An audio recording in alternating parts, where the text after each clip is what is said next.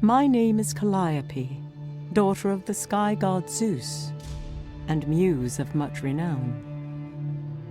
Sit here at my perfumed feet as my poem unfolds before you, an epic that springs from the depths of the sea and finds its end upon strange shores. For this is your story, the story of Argonus, son of Argus the shipbuilder and friend to Jason the hero.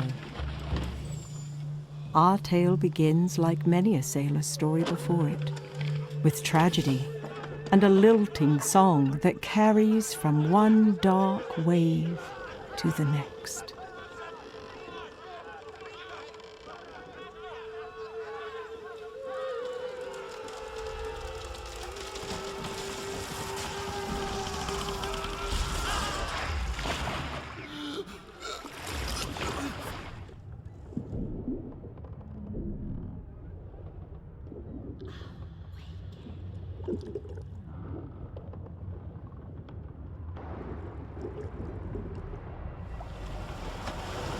Awaken.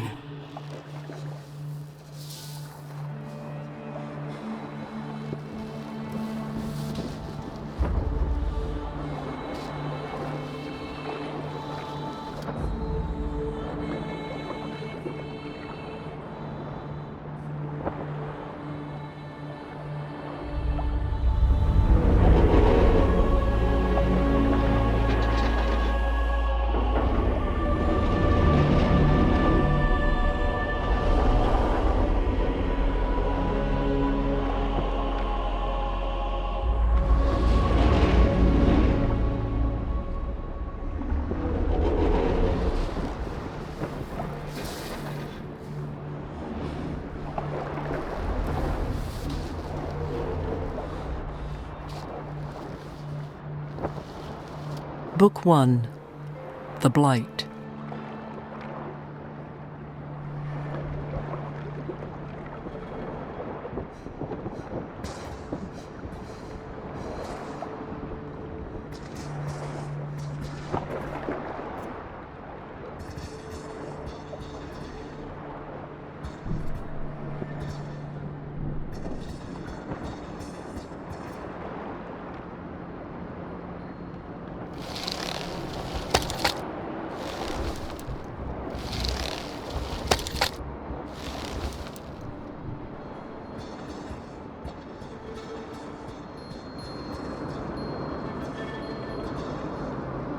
The death that haunts this isle did not spare even a child from its sorcerous wrath. Abundant with boughs of leaves, this mosaic appears to be made of limestone, and thus surprisingly light.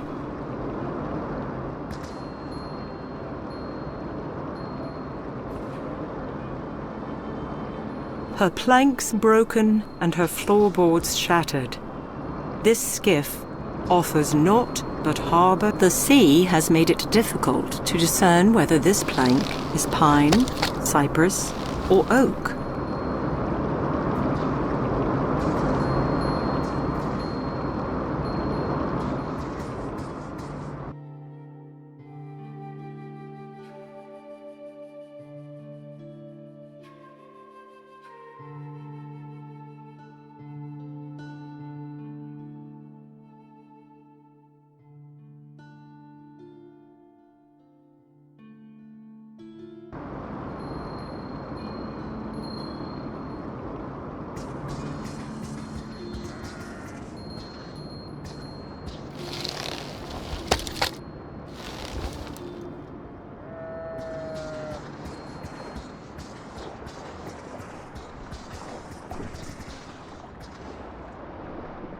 This owl seems unaware of its preternatural perch, and unconcerned with the plight of a shipwrecked sailor.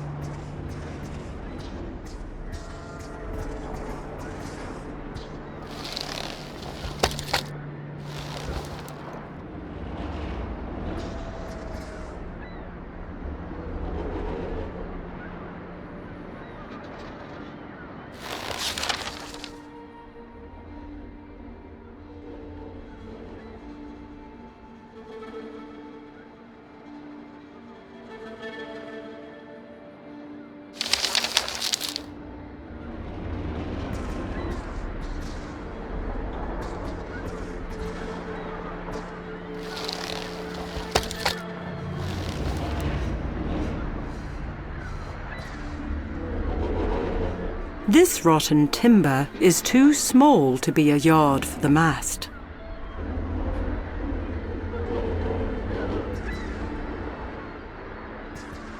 'Tis naught but a fisherman's net, set so the west winds can reach its sodden threads.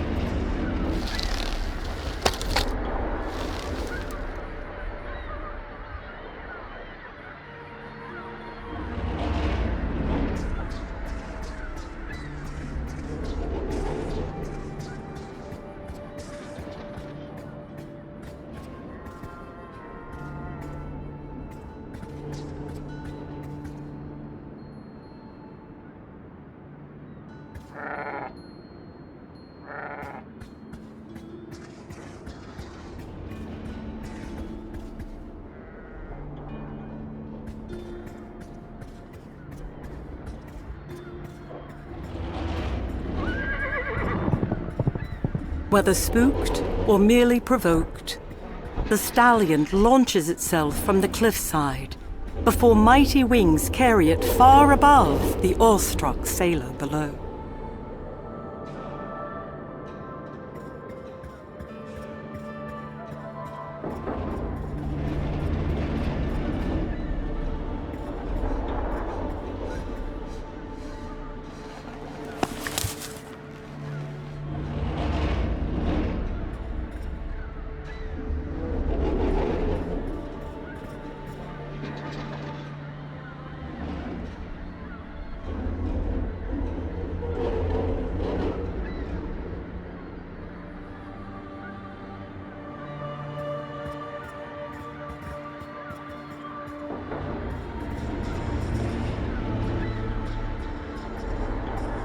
This statue would appear newly struck, as the salt of the sea has yet to assail its stone.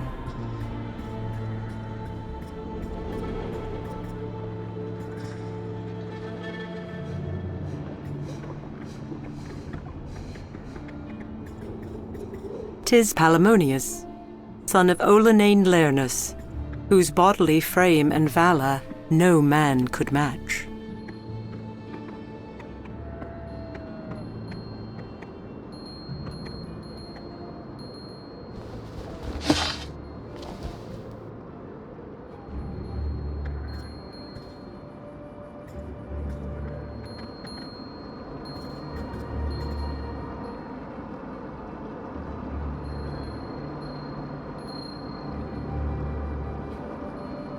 This grotesque statue is that of Honorable Castor, skilled to guide swift-footed steeds.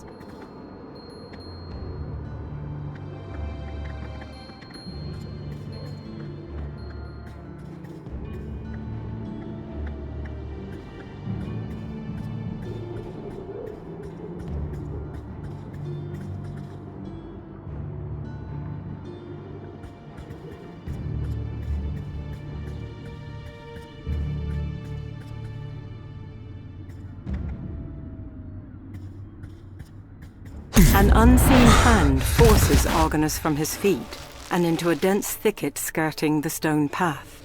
A soothing voice murmurs in his ear as the sailor witnesses the passage of things only spoken of in tall tales, and even then, in whispers. "Be quiet for but a moment," the voice counsels. Once the otherworldly creatures fade from sight, Argonus pulls himself from the dust and gazes skyward. Before him, held aloft, is a handsome woman, replete with glory and power. "How many times must fair Athena save one man?" the immortal asks, her head tilted with uncommon grace, her eyes soft. Before words can form on Argonus's lips, she continues. "'Tis not a query to be answered so readily, sailor of the Argo. Shadows gather," she says. "There is a blight upon this isle. Have you not seen its handiwork? The flesh of your companions no longer flesh. Their bones, that of the earth." The woman's eyes drop. "I fear my own hand may have set these dire events into motion. For this, I will make amends." But know well, many of your brethren yet live, for I have seen them with my own eyes. Find them, Argonus of Crete, and as I did for your father before you, I shall provide a boat and passage from this isle. You have the word of fair Athena. Not a heartbeat later, the goddess is gone, and breath gladly returns to the sailor's lungs.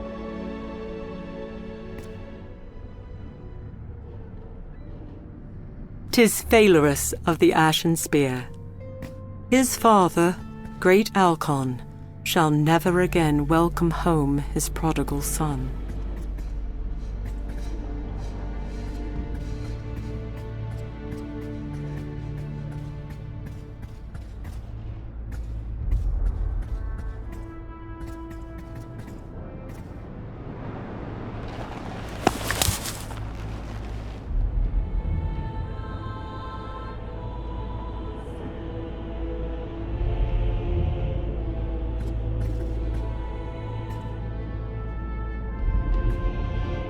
No doubt struck by the hand of an Argonaut, the head of the Hydra lies lifeless, its flesh still warm to the touch.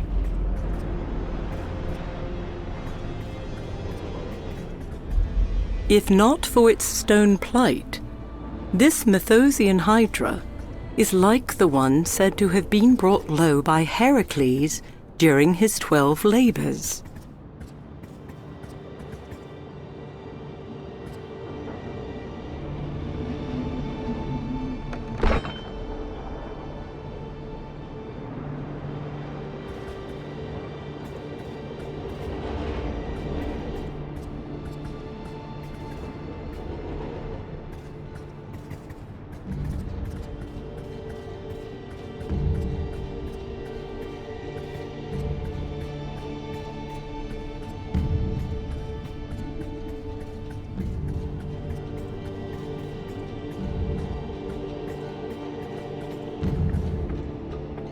While it appears to be chiseled from the same rock, this stone is set apart from the great statue that cradles it.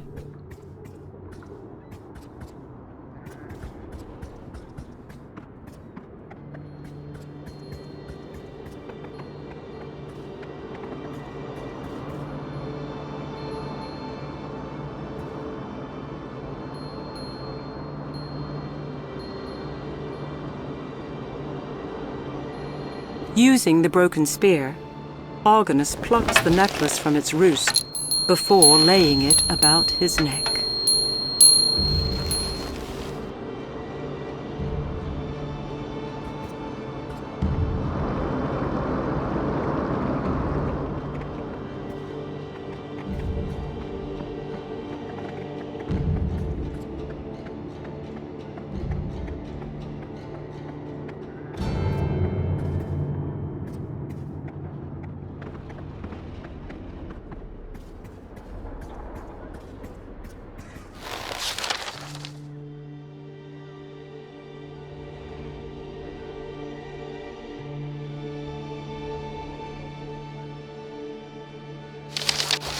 Blessed are those who chance upon this manuscript, only to marvel, perhaps in disbelief, that a goddess appeared, let alone spoke, to a simple sailor. Whether for grandiosity or merciful boon, fair Athena has once again brought me from certain harm. Yet this time it was not from deep water's grasp that she pulled a drowning man. This peril moved quickly, set high upon slithering tails. 'Tis true, for I have beheld such.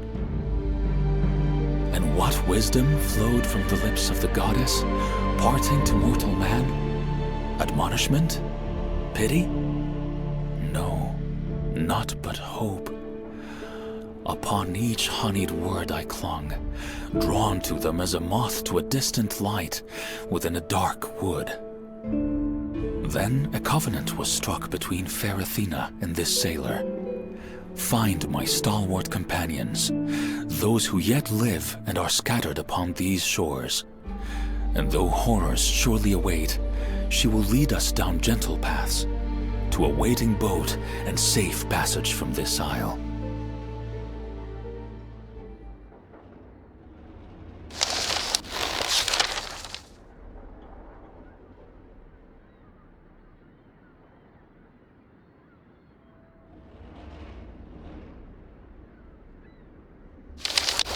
May these words recount the strange toils of Argonus, chronicler and maker of maps, washed up on strange shores and awakened by the voice of a goddess.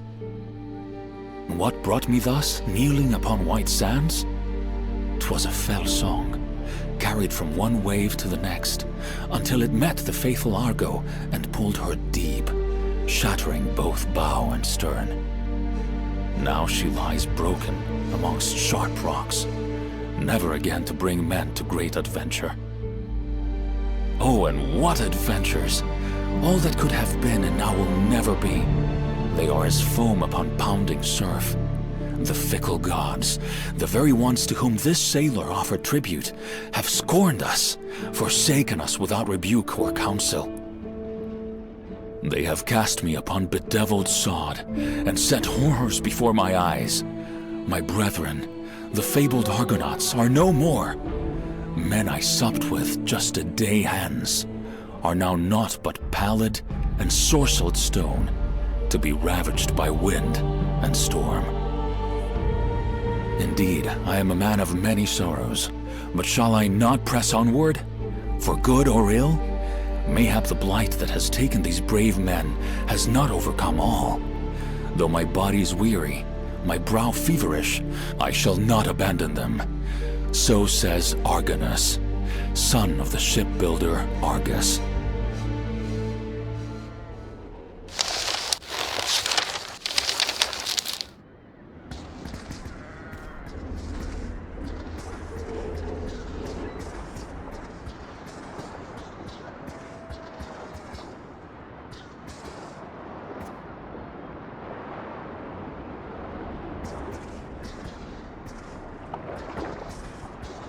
'Tis the faithful Argo, her weathered hull rent, her stalwart crew scattered, dead or lost to the endless sea.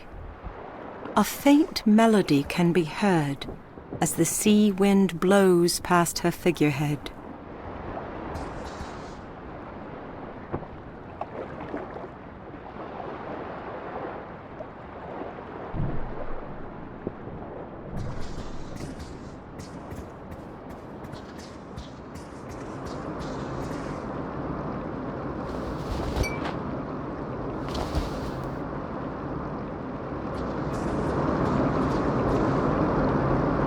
The water that flows from these rocks would keep even the most stalwart from discerning what lies beyond.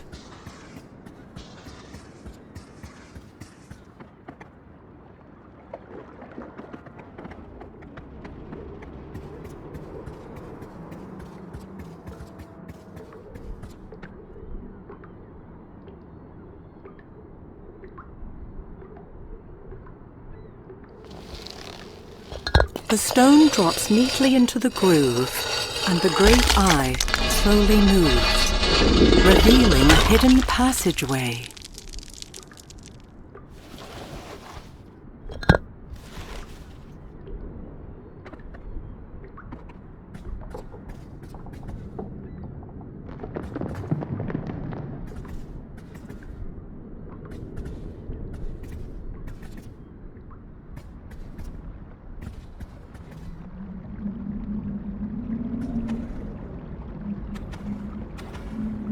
The lovely purple color of this flower conceals its poisonous nature.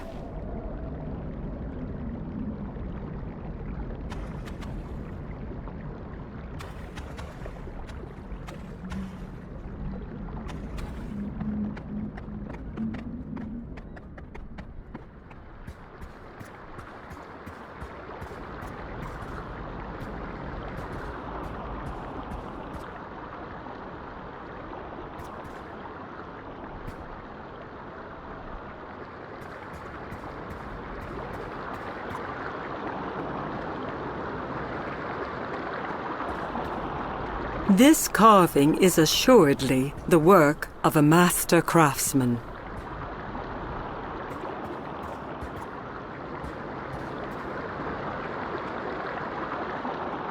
This woman was no doubt on her way to pay tribute within the temple. Her last moments of horror remain etched upon her face.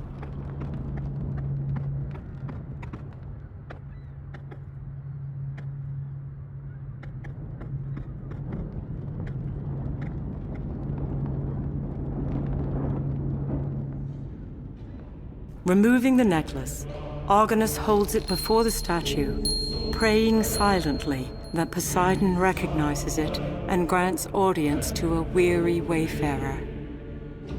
The great sea god does not disappoint. Within seconds, marble shudders, foundations shake, and the heart of Argonus is quickened. The Lord of all waters speaks. Who would call upon Poseidon, only to be found wanting of tribute or song? Poseidon stretches forth his arm. Where are my consorts and vassals? Look about you. You may seek them, but they will not be found. They have deserted me, forsaken me in this darkest of hours. And who has set loose the scourge that you have borne witness? Athena's puppet, the son of Danae and Zeus himself. The sea god pauses for a moment, taking measure of the sailor before him.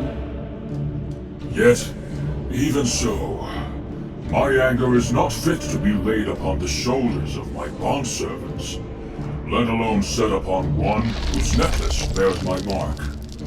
Leave me to my grief and seek me no more. I have opened a way for you. Take it if you wish, or abandon it. It matters little. The statue of the sea god turns his gaze away from the sailor and speaks no more.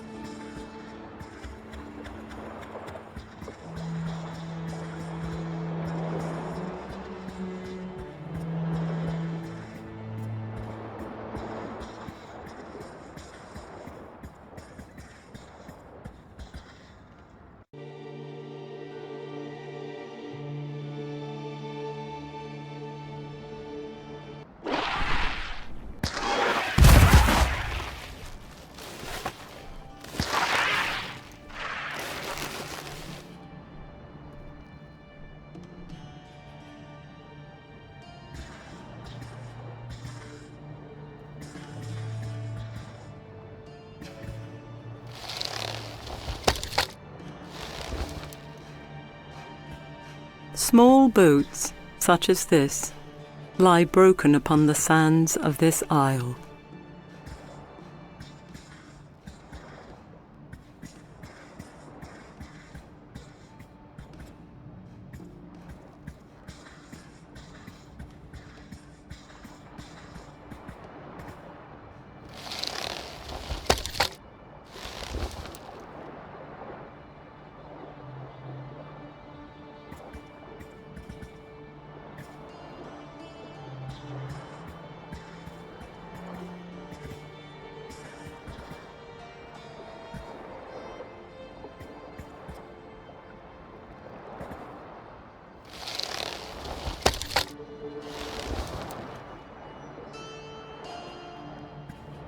Lord Poseidon spared neither the mighty Argo nor her oarsman Danaus, whose once tanned flesh is now made of the same sharp rocks about him.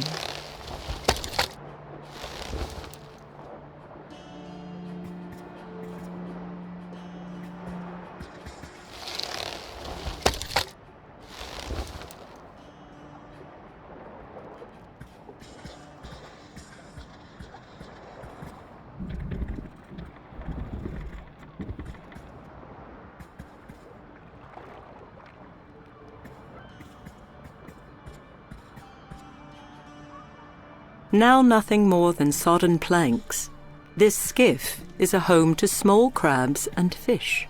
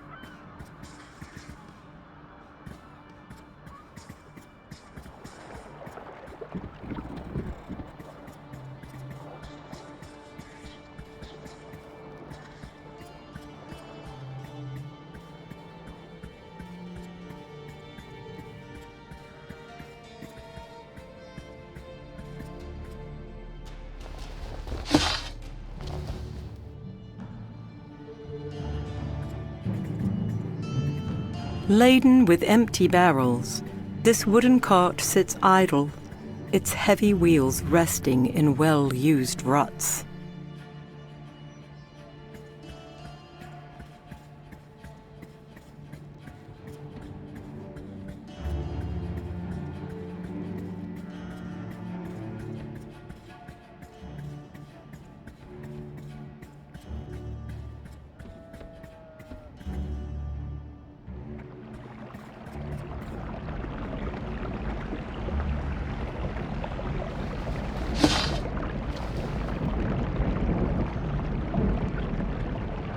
Neither discarded coins nor any telltale markings can be seen within this fount.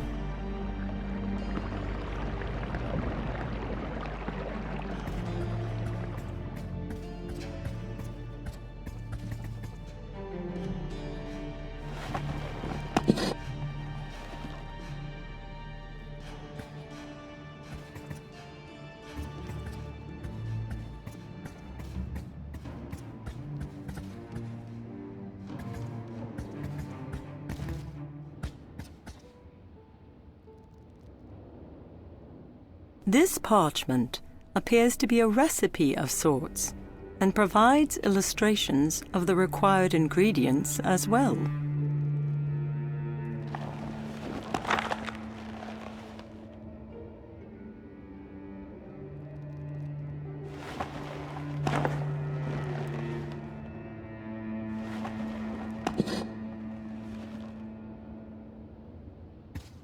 There is little of interest on this hastily crafted shelf.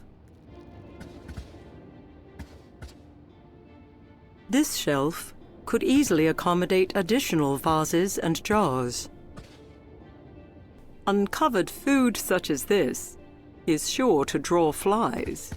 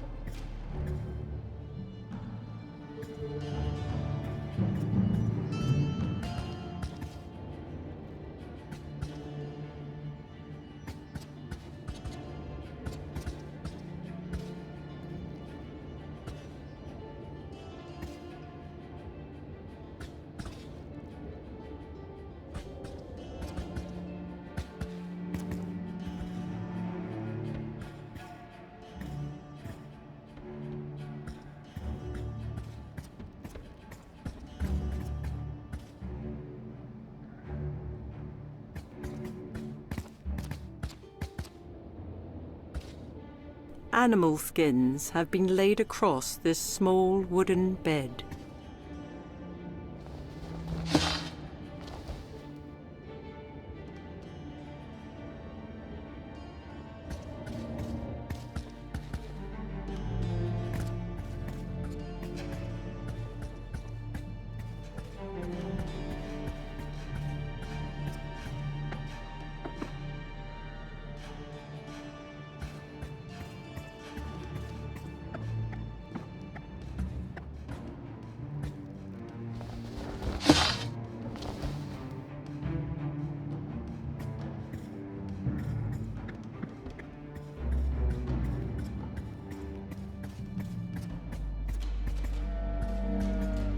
Clearly caught unawares, this simply dressed man hinders entrance into or egress from this building.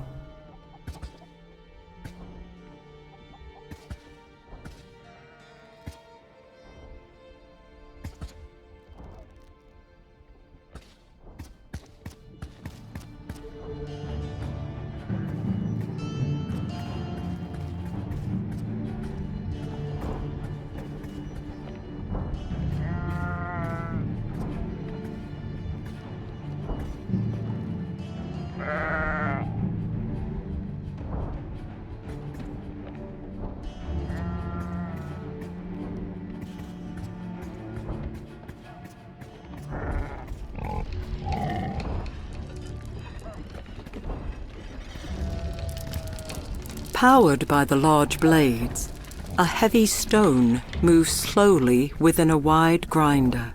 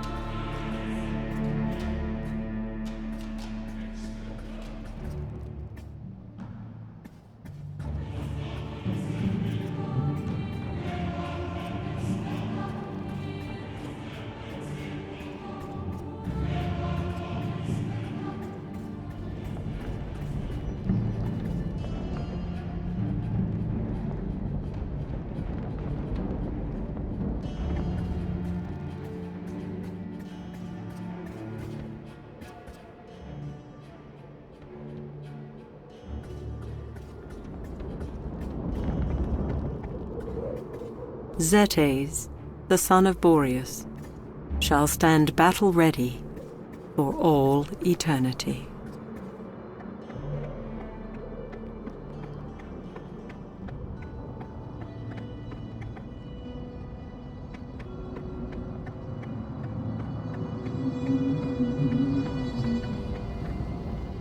While impressive statues dedicated to the goddess Hera are not uncommon, the dearth of pious attendants is troubling.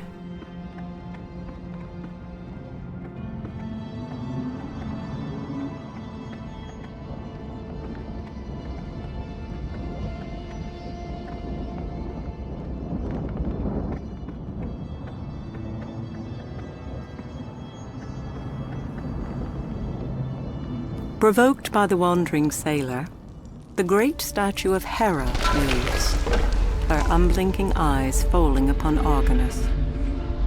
Who are you, Argonus? Historian? Storyteller? Mapmaker? Of these things I have no need. 'Tis a warrior's heart I seek.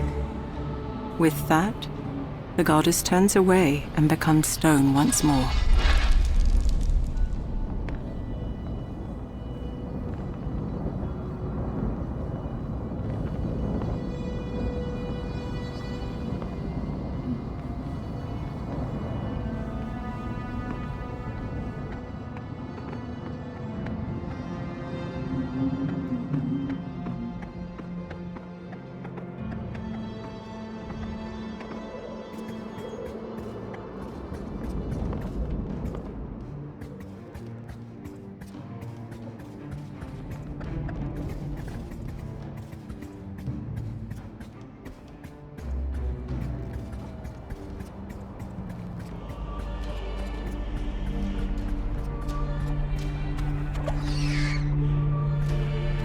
This shallow pond reflects tall stones, set about it as if to keep the water captive within this golden veil.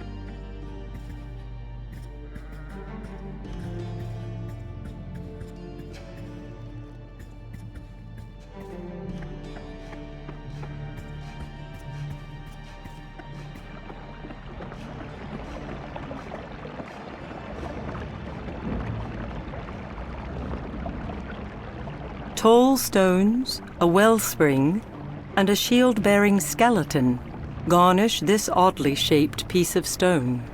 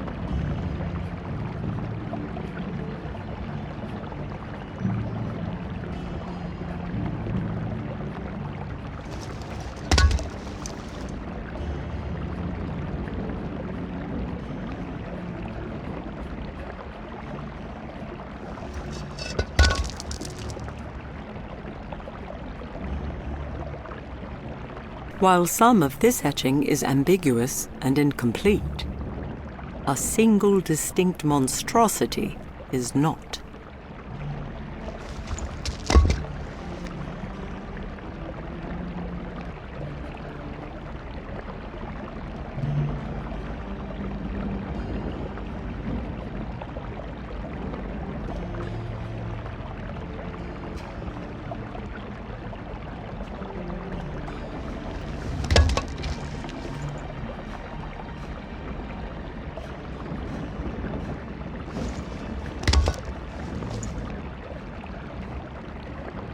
The mosaic, now complete, depicts an epic battle reminiscent of the tales of Jason and the Spartoi.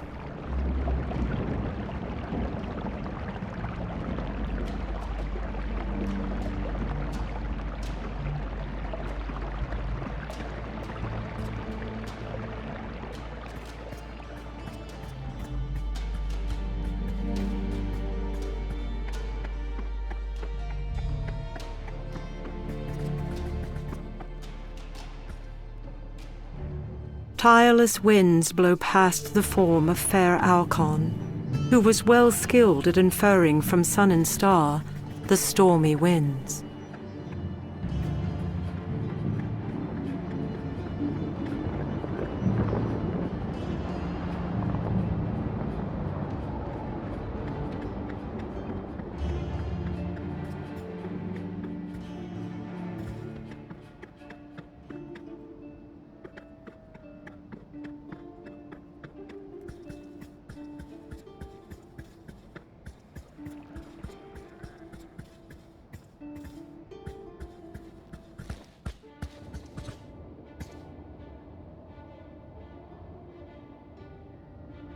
This parchment is inscribed with 3 illustrations of native flora.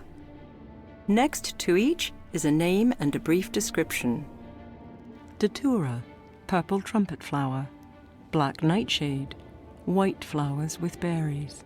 Mandragora, green leaves with red flowers. Near the bottom is a drawing of fire, and within it, a single word: sleep.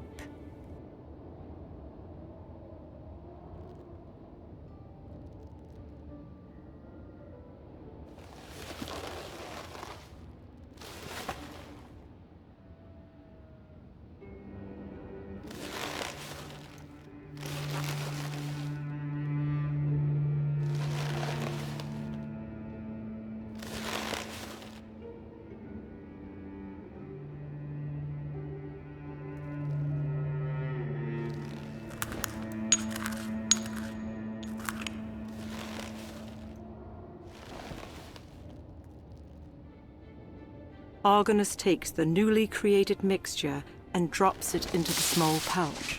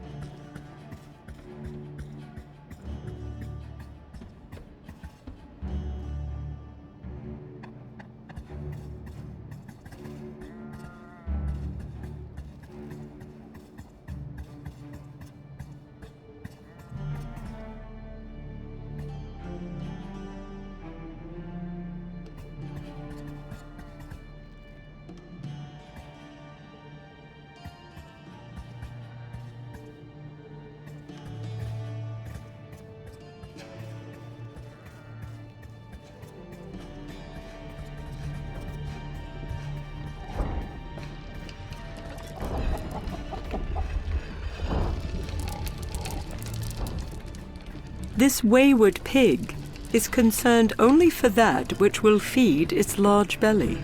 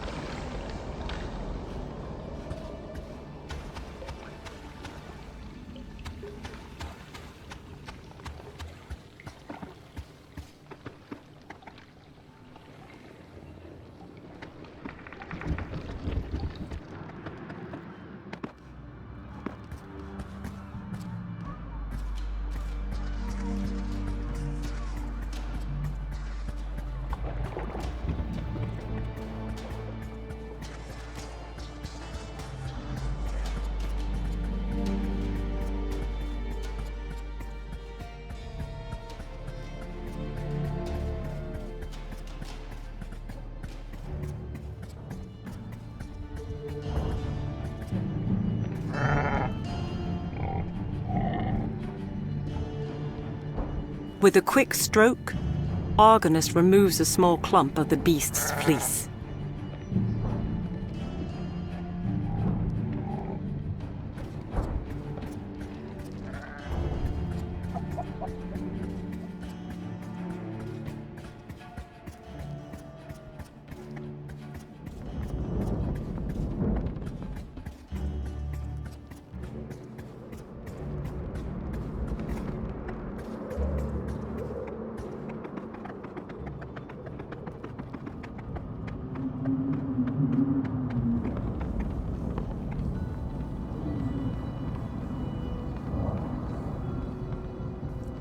Sword raised, Argonus calls upon Hera, praying the great goddess will reveal herself. The mother of Ares obliges the sailor when the statue slowly comes to life and stone lips part. Argonus, She says, stand where you are and move no closer, for you are on holy ground. I have watched you from afar. I have seen your mettle. I have felt your anguish. Did you know that the gods feel anguish as well?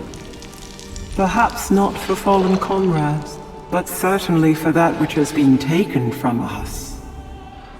Zeus's pets have taken to roost, defiling my golden orchard, which now lies fallow. I need but one warrior who would reclaim it. Reclaim my honor. Would the name of Argonus be immortalized thus? Argonus says nothing and raises his sword once again.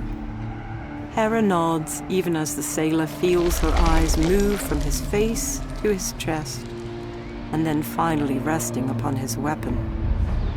But this sword is ill-suited for such a task. Its blade is dulled, but I will grind it fine. Its tip broken, but I will make it like new. Hera transforms the weapon, reshaping the steel with nothing more than a wave of her hand. As Argonus marvels at the restored sword, Hera reverts to stone, but not before a final warning. Prove yourself, sailor of the Argo, and you shall be rewarded. Fail in this, and not even Athena can save you.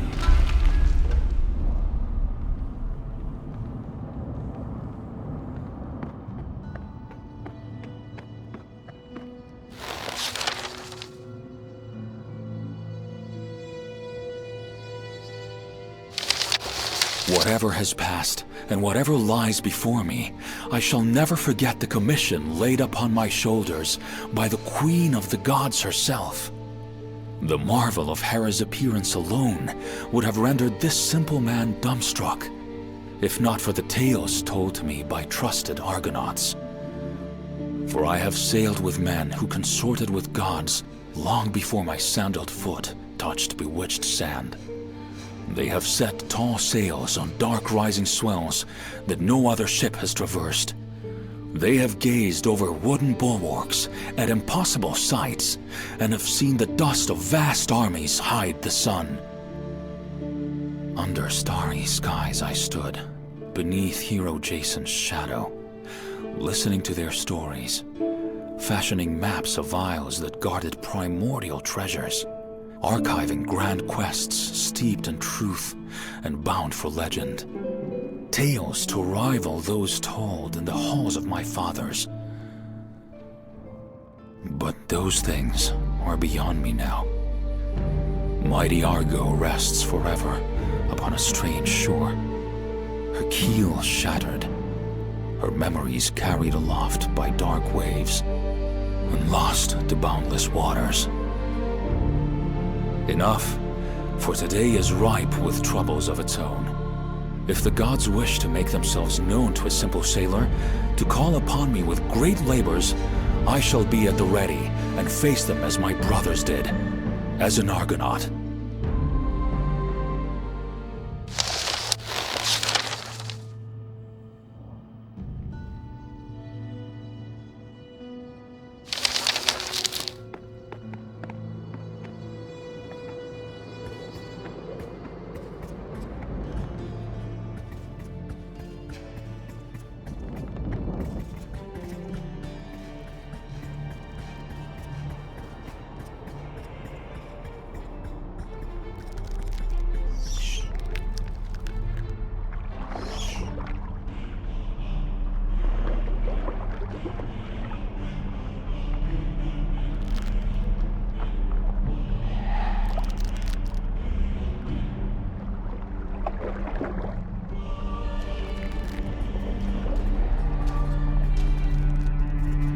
This harpy is not unlike one that tormented Phineus, blind king of Thrace, before he was delivered by the hero Jason.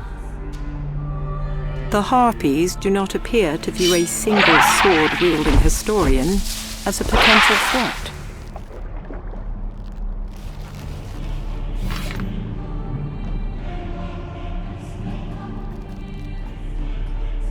Argonus reaches for the golden apple, but a monstrous hiss from above stays his hand.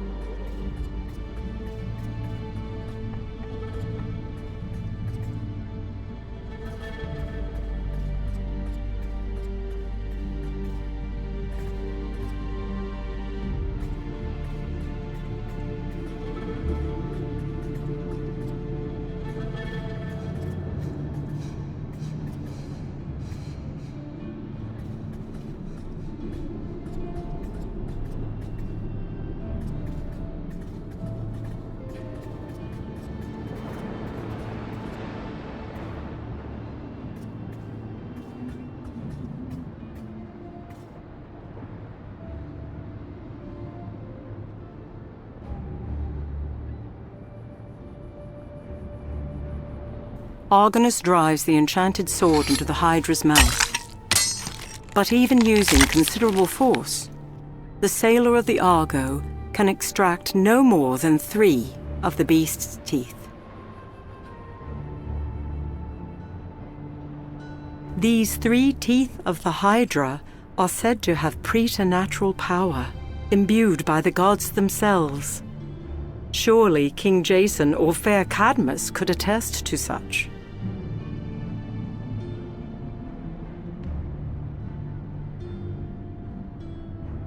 Silver drachmas are not uncommon, but the scoring on this piece is unusual.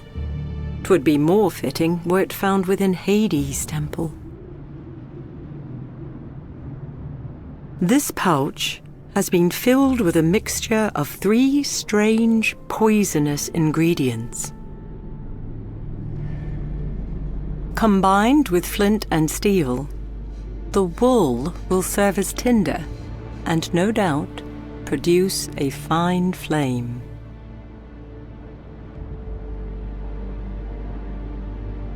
While the tip of this spear may no longer be fit for battle, it may still serve another purpose, albeit one more pedestrian.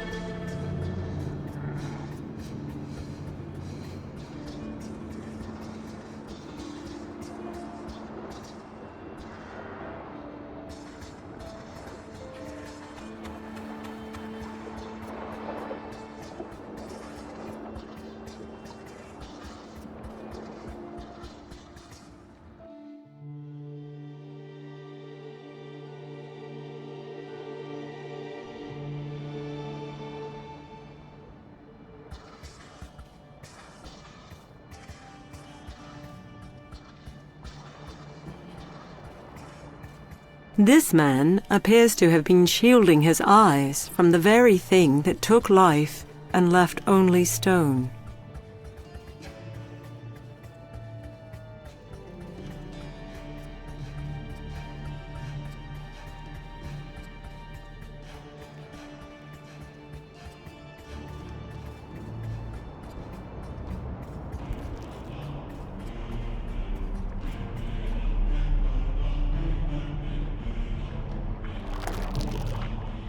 As if awaiting the first act of a great play, a circle of tall, silent stones surround Argonus as he reaches for the teeth of the Hydra.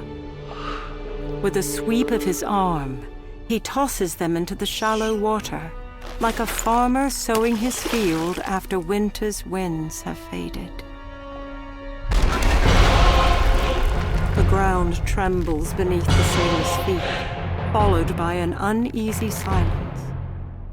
Then, one by one, skeletal foot soldiers rise, their stalwart shields bearing the mark of the very thing that birthed them. The undead warriors look to the trees and move as one toward the harpies that desecrate their branches. They engage the beasts with fury, raising sword and spear, staining the green sod below with splatters. After a short skirmish, the dogs of Zeus relent and are driven from the dense boughs and into grey skies. Victorious, the skeletons remain, ensuring the safety of the goddess's orchard.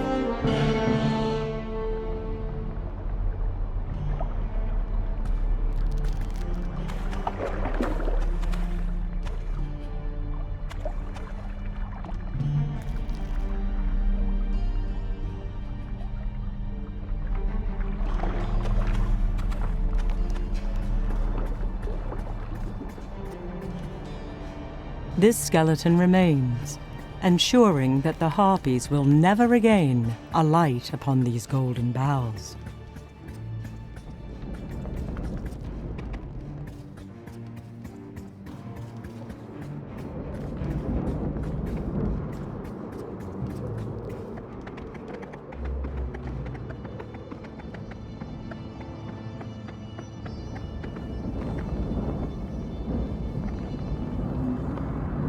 The statue does not move, nor does Hera appear within it.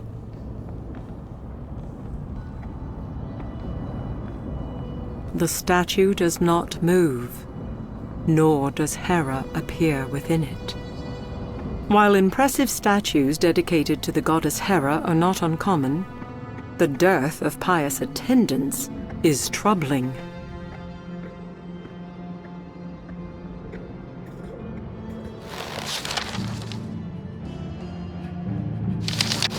Let it be known that while I did not sail with the Phoenician prince Cadmus, I knew one other who sowed the teeth of a dragon. Jason, hero of the Argo and burglar of the Golden Fleece. At a shallow fount, tall stones set about, and a great tree at its head, I stood, the teeth of the mighty Hydra within my palm. With the goddess's words in my ears, I raised my hand and cast my prize into the shallow waters. I thought myself prepared, yet amazement and fear welled within my breast, gripping my heart. Skeletal foot soldiers, their polished shields bearing the Hydra's mark, rose from the earth and looked to the trees, whose great boughs bore the weight of the harpies, foul beasts who desecrate and destroy. But they were no match for the children of the Hydra. With sword and spear, the dogs of Zeus were driven from the fair glade and into gray skies high above. And so, by my hand, the grove of the goddess Hera was made pure once again.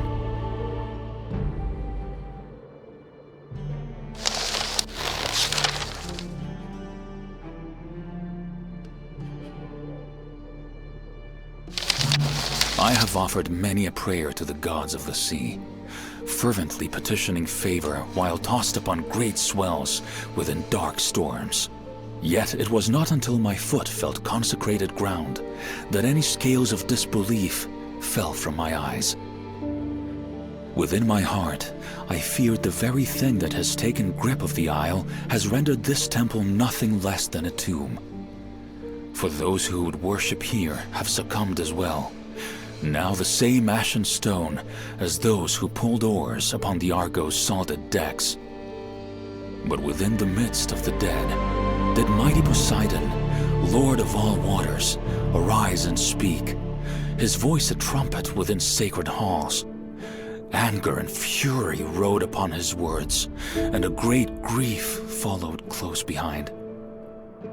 He spoke of the son of Danae and of Zeus, whom I know from my studies to be honorable Perseus. But even with this discernment, how that hero is culpable for such great sorrows is, in itself, a great mystery. And though I paid no honor to Poseidon, nor did I bring him tribute or sacrifice, grace fell from the sea god's hand. My form was spared his wrath, and the rush of great waters grew distant until they could be heard no more.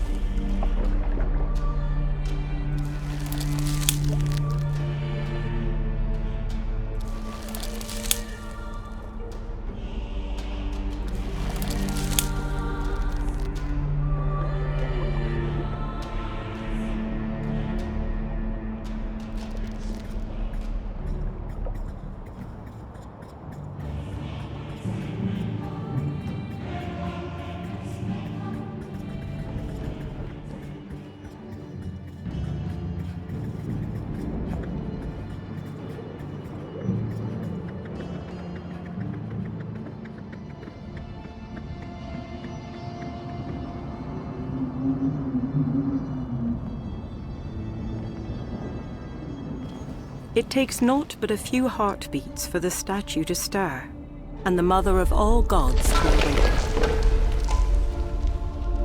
Well done, sailor of the Argo. Hera says. You have driven the harpies from the boughs of my orchard. Their broad wings have taken them into the skies, and their lamentations are heard no more. And what is your reward for such courage? Gold that rests within your palm? Your name remembered in my great halls? Yes, it shall be these things. The goddess says as she returns to stone. But step outside this place and see if it can be so much more.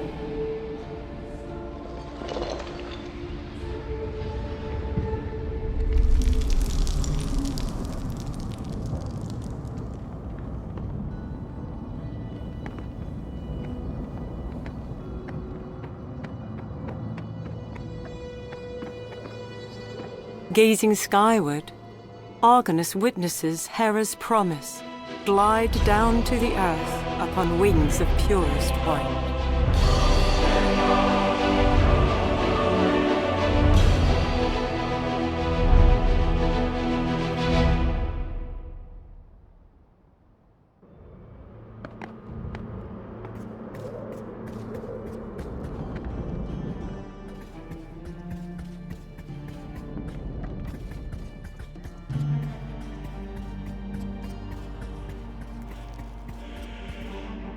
The winged horse is skittish, and rebuffs the sailor's attempt to ride the creature. Argonus has yet to earn the steed's trust.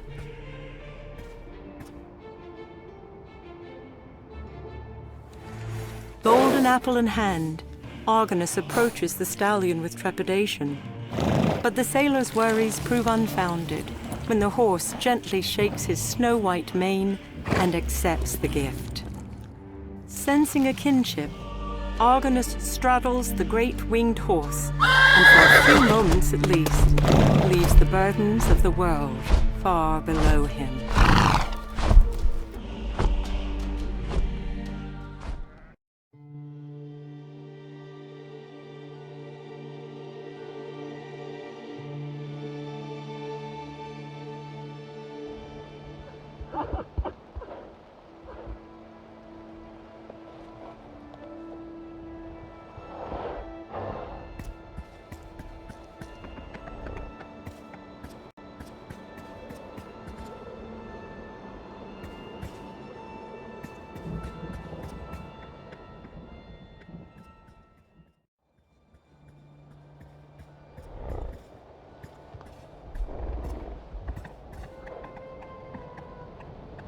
Book 2, The Burden of Thanatos.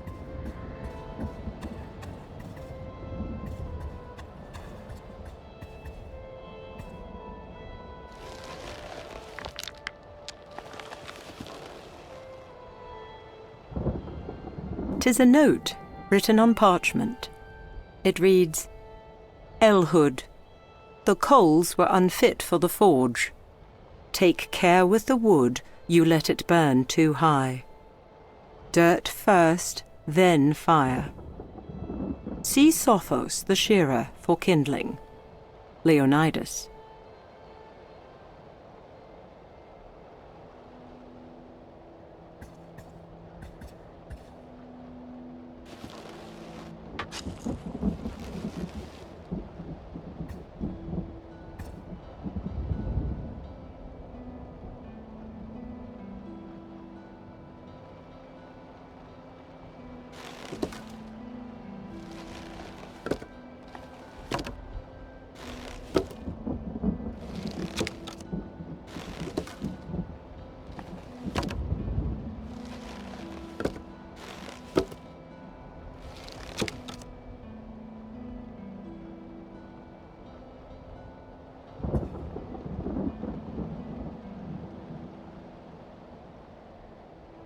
Argonus sets the shovel to dirt again and again until the planks are completely covered.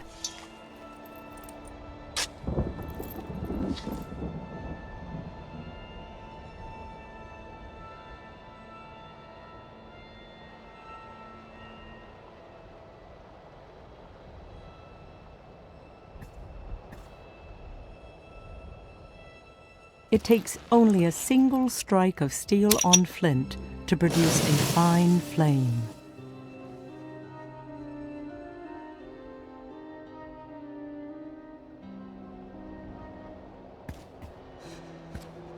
Smoke pours from the kiln.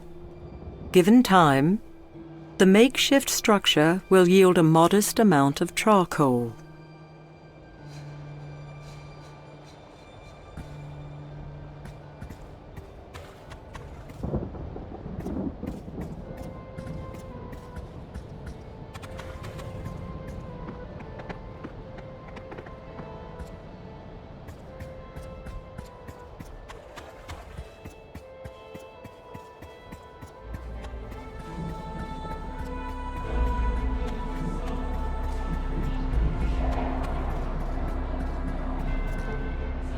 Argonus takes a single cautious step forward before two eyes, set like burning coals, narrow and stop him cold. The Daimon's grotesque head regards the sailor. Nay, Argonus, son of Argus, thou cannot pass beyond this threshold. So says Hades, lord of the underworld. For just as many legions doth serve me and obey my will, so too Thanatos obeys the will of he who governs the dead.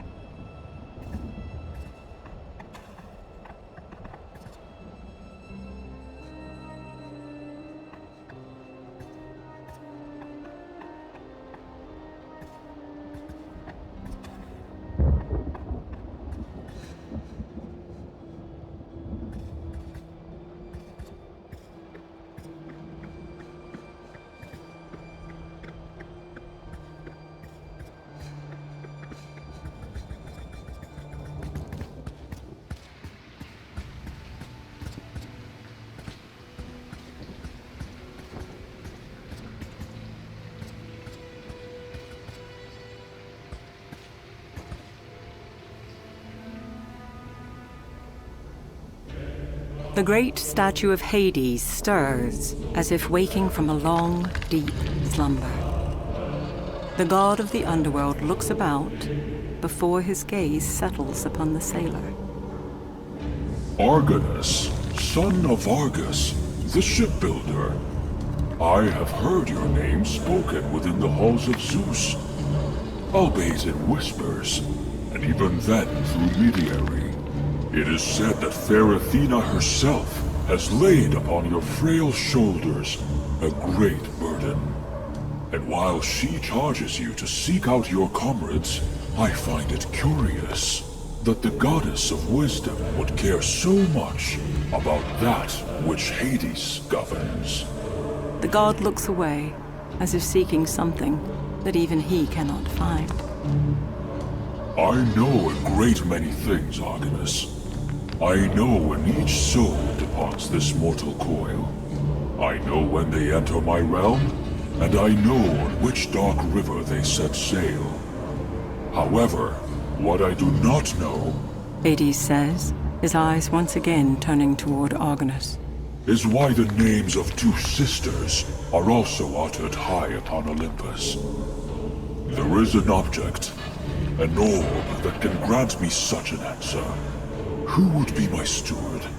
Who would bring it here, to my temple, to me? Without hesitation, Argonus nods. Pledge made, the god of the underworld stretches forth his hand, and a helm materializes before Argonus. Take this helm of darkness. Wear it, and eyes will be blinded to you. Succeed in this boon, and I will provide you with something greater. A way forward where there was none. So says Hades, brother of Zeus and Poseidon, ruler of the dead.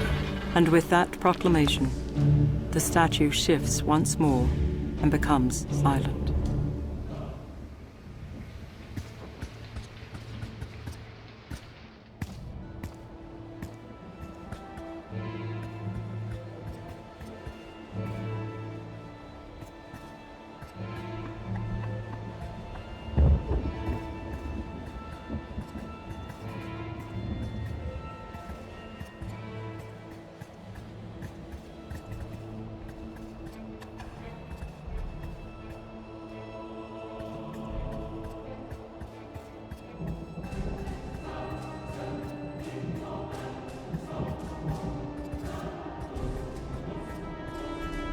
Even with his keen eyesight, the Cyclops is nescient of the helm-wearing Argonaut.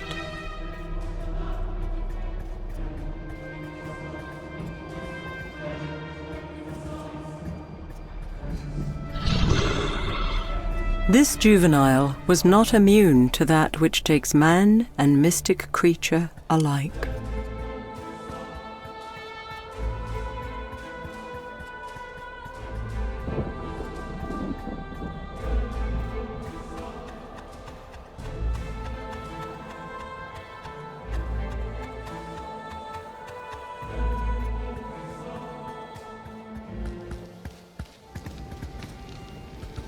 It does not take a chronicler nor a seer to recognize the women that warm themselves by the fire. They are the Grey-Eye, witches of well renown.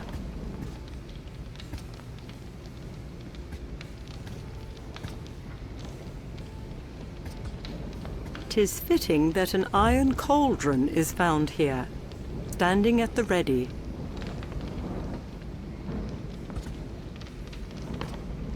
One can only speculate the strange purpose of such an apparatus. A glass calcinator such as this is essential when one practices alchemy.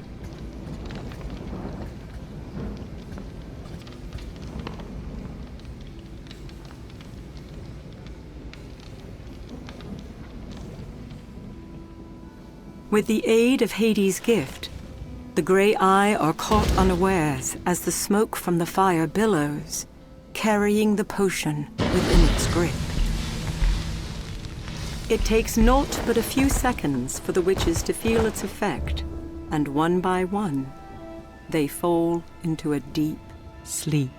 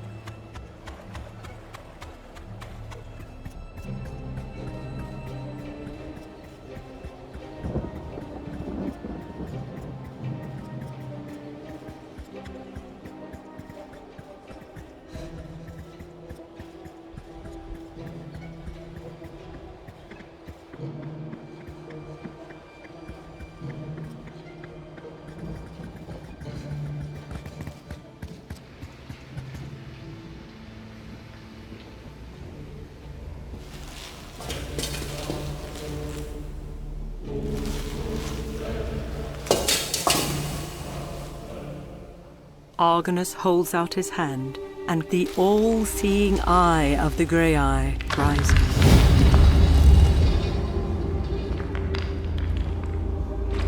The god of the underworld stretches forth his arm, and light, not unlike that of a moonbeam, engulfs the sailor of the Argo. Argonus turns, and for the first time since setting foot upon this bedeviled isle, bears witness to his bane. With naught but a simple gaze, a woman, her hair like a nest of snakes, turns one of his shipmates into stone. The other creature, distraught, moves between the two, pleading. Steno, this madness must end. How many more must perish to satiate your thirst for vengeance? Let us mourn our sister in peace. Let us return home. A flash of anger crosses Steno's face as she moves within mere inches of her cowering sister. Never, Euryale. There is no time to weep or wail, nor shall there be. Not as long as a single breath forms within my breast. The petty gods will pay. Wretched Athena will pay. From Hades' heart, I will stab at them. For hate's sake, I shall drive my vengeance deep. Steno moves toward the looming entrance within the mount, but not before she pauses. When shall my hate have its fill? When shall it be placated? The woman whispers. Never, Euryale. Never. And with that, Steno is gone, and Euryale obediently follows her sister into the darkness, into her madness. The vision falters, and the light that fell from the hand of Hades follows before fading completely. The god of the underworld takes measure of Argonus, and with a final nod, the statue moves no more, and the helm vanishes from sight.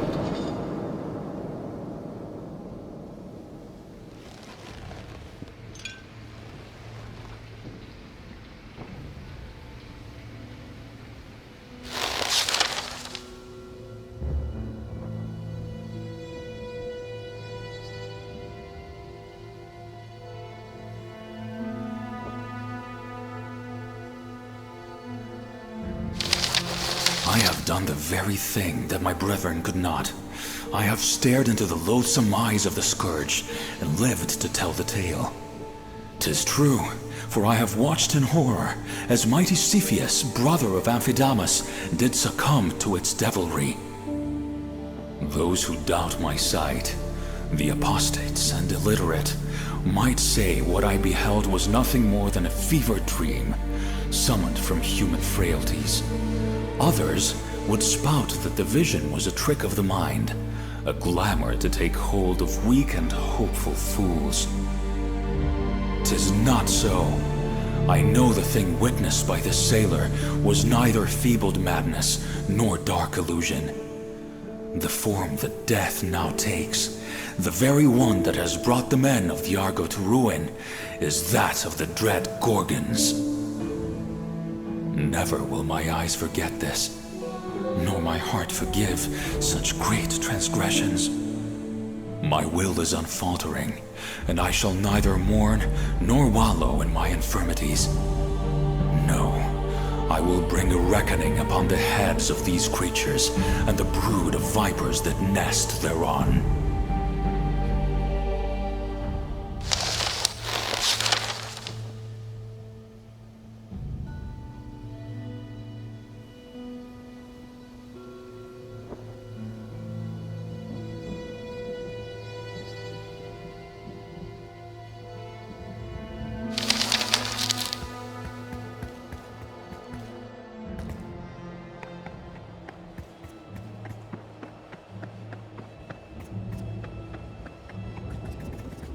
How the great eye of the grey eye can move on its own accord is nothing short of a mystery.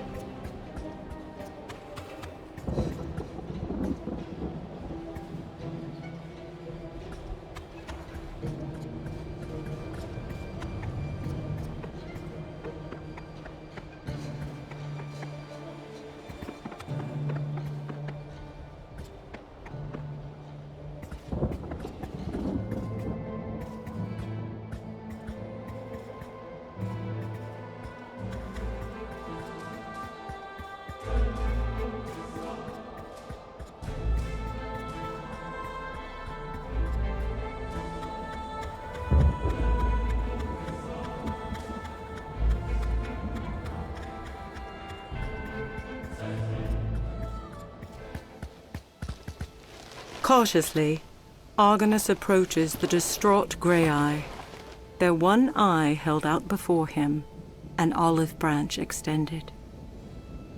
Before he can utter a single word, the orb is lifted from his palm, and moments later, gently comes to rest in old, gnarled hands.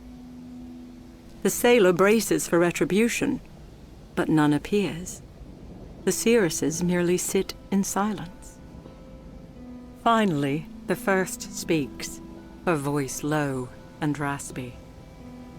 This we have not foreseen. The second follows. Stolen yet returned. The third continues. A quandary set before us. A wayward sailor? Athena's puppet? No, he is more than that. The witches become quiet once again, staring into a fire that they cannot see, pondering the fate of an uncommon thief. We know not where this ends. The first breaks the silence. We cannot stop it. There's the second. Mayhap this one can. Finishes the third. With that, the first grey eye lifts her hand and slowly draws something in the air. The world around Argonus wavers, and he becomes a captive audience to words once spoken between goddess and mortal man. Come, my lovely Medusa. Lay with me again. Oh, please, great Poseidon, I cannot. I am sworn in service to Athena. Oh, no. No! Poseidon, you dare defile what is mine? And here, in my sacred temple? Mind thy tongue, Athena. Yes, the Lord of the Seas dares. But what of it? Nothing you can do can bring me to harm. Perhaps that is true. But the same cannot be said of this woman. My goddess, please. Forgive me. Athena, no!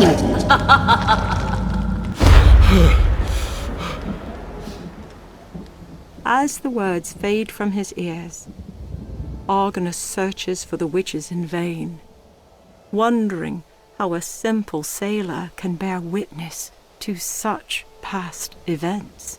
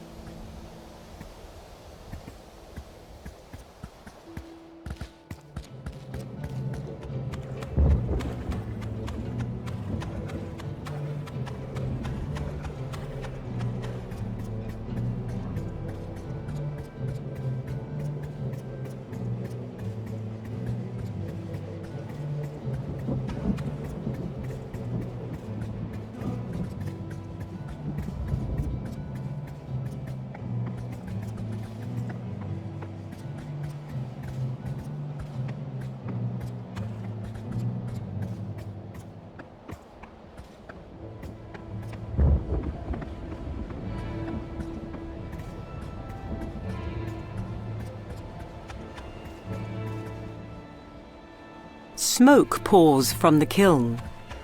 Given time, the makeshift structure will yield a modest amount of charcoal.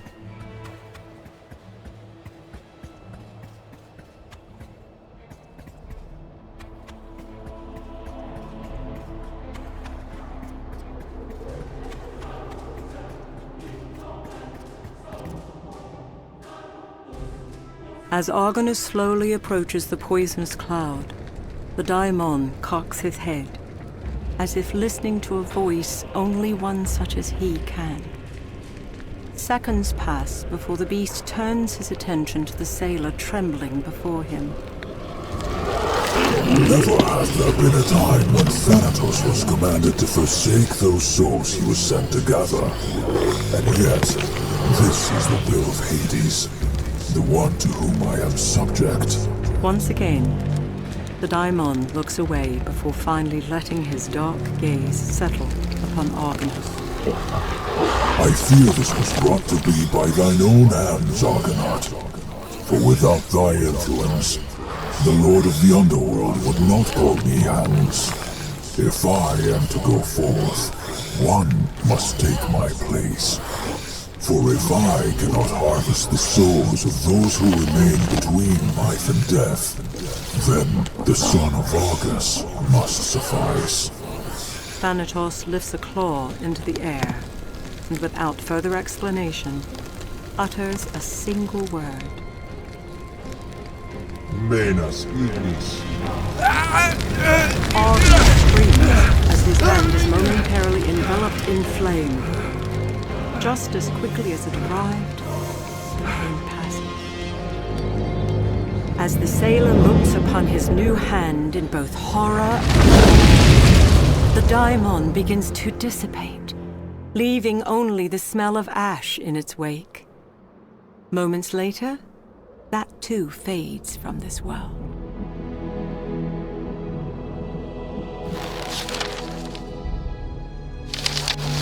Forgive this historian, as I find it impossible to fully comprehend, much less lay onto parchment, that which concerns the burden laid upon me by the daimon. It is as if proper words seek to evade me, refusing to form upon my lips. In the days that I stood ready at Jason's elbow, I can recount only one kindred encounter, one worthy of both bards and those who would gather at the poet's feet. Listen to this tale if you have ears to hear. We had brought mighty Argo to shore on Lemnos, the Sintian Isle, under the cover of darkest night.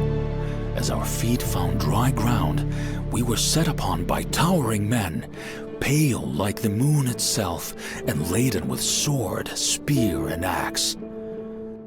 As Helion, son of Helios, fell, mortally wounded in the grave battle, a great billow of smoke appeared, and a disfigured hand formed within it. That is when I beheld Helion's soul rise from his mortal frame and depart this world. And although my mind cannot hold fast to this new encounter, nor this hand that I now possess, Thanatos' last words of mystery burn like flame before my eyes. For if I cannot harvest the souls of those who remain between life and death, then the son of Argus must suffice.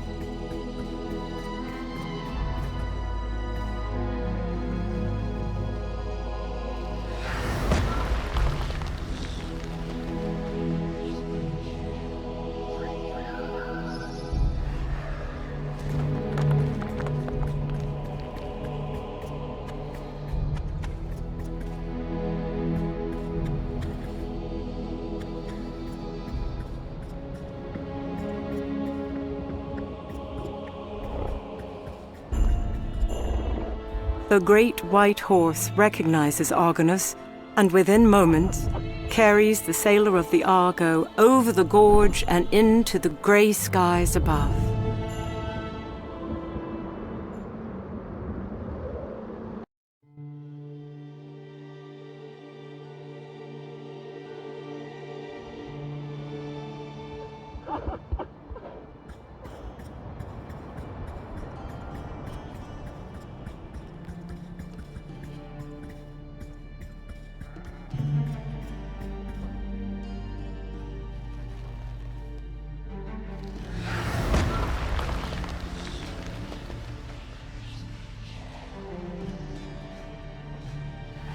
With a simple gesture, Argonus frees the soul of the animal from its stone prison.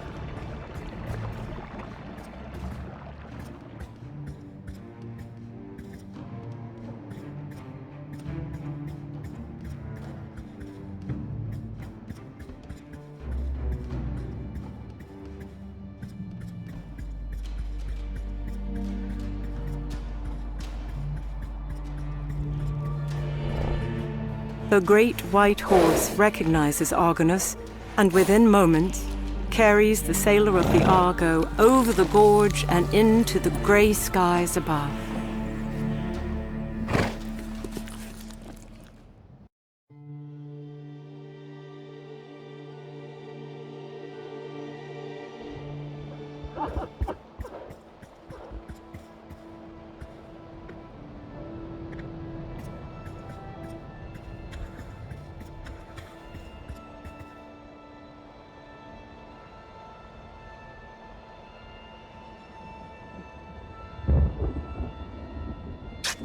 Again and again, Argonus sets shovel to dirt, until all that remains are a number of coals.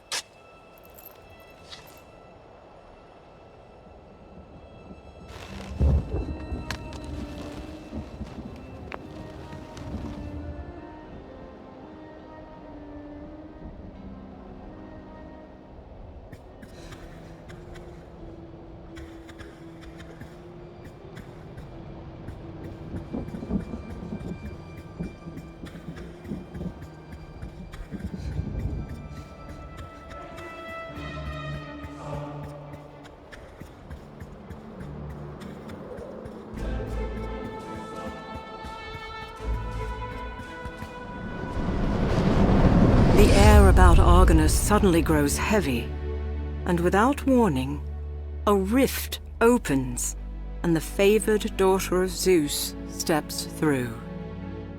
Athena smiles at the sailor. Well done and done, Argonus. You have proved yourself much more than a historian, much more than a simple sailor. And now, I sense in you a new thing, the goddess says, tilting her head. Do not withhold this gift from those who sailed blue seas and grey swells. Nor should you give up on your brethren, for while many have fallen, some still live. Again, I say to you, seek them out and save them. For the ones that have brought them low, you have now seen with your own eyes. Stheno and Euryale, creatures of madness and spite.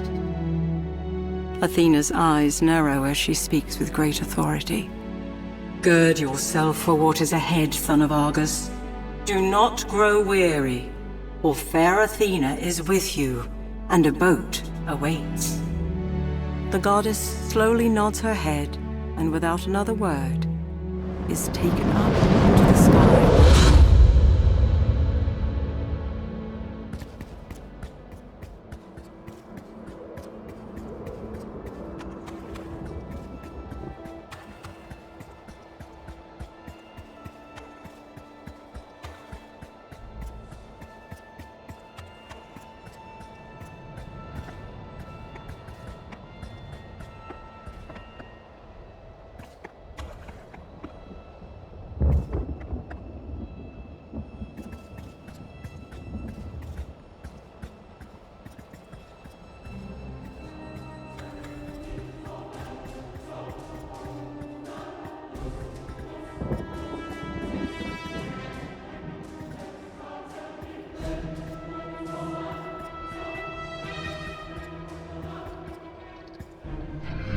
"'Tis a monstrous cyclops. Many a tale has been told about these one-eyed creatures.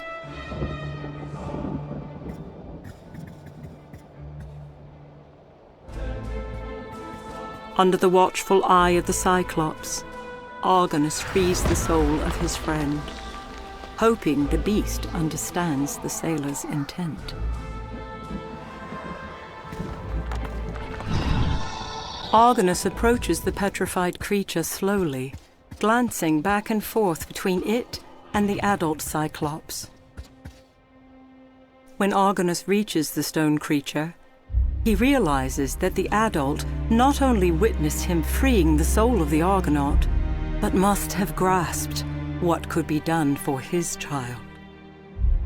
Raising his hand slowly, Argonus allows the power of the diamond to flow through him and into the young Cyclops. The adult begins to wail as the stone breaks, falling to the earth just as the soul of the beast rises and dissipates. His mission of mercy complete, Argonus turns toward the huge beast, his head low. The creature looks at him for a moment, before turning and slowly disappearing from sight.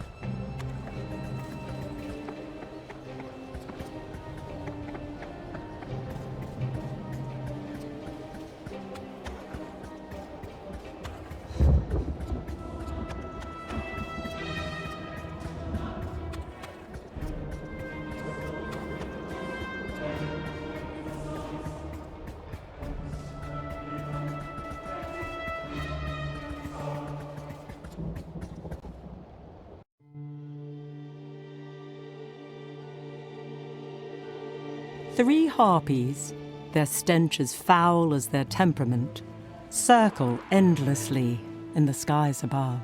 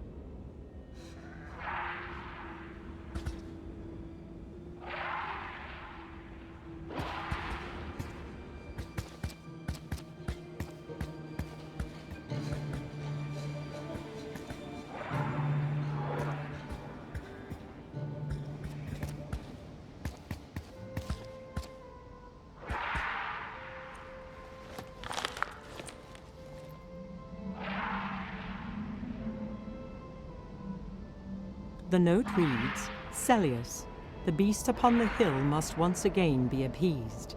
Its appetite for riches is becoming insatiable. It is signed, Tallius.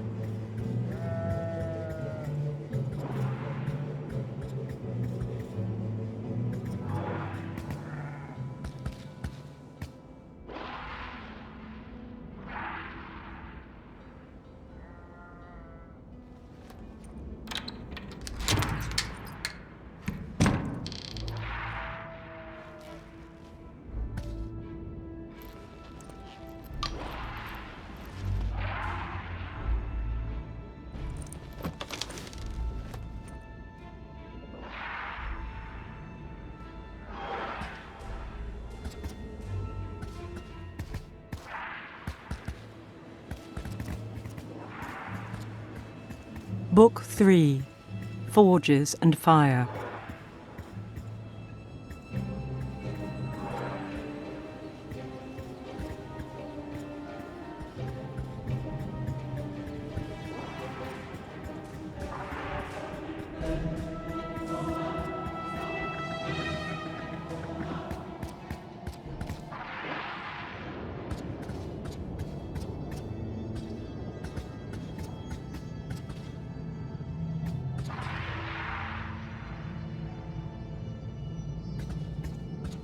Marbled stone shifts as the spirit of Hephaestus enters the ornate statue shaped long ago by human hands.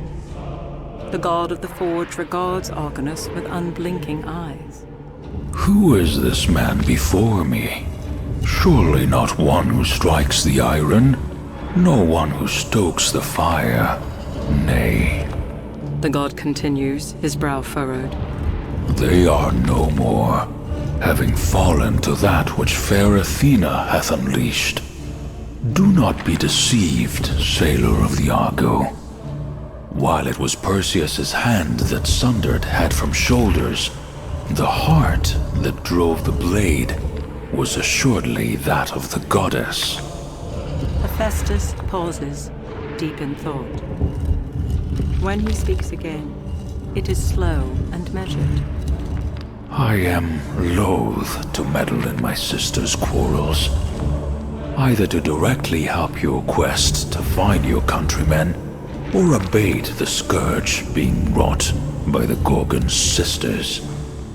And yet, if you return the gold stolen from my temple, and tend my forge, I will grant you a light to drive away darkness. The benevolent god nods before the statue becomes still once again.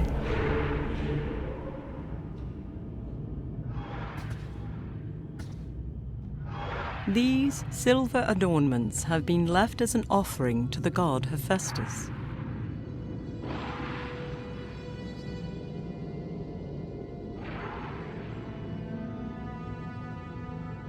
The owl cocks its head as if listening.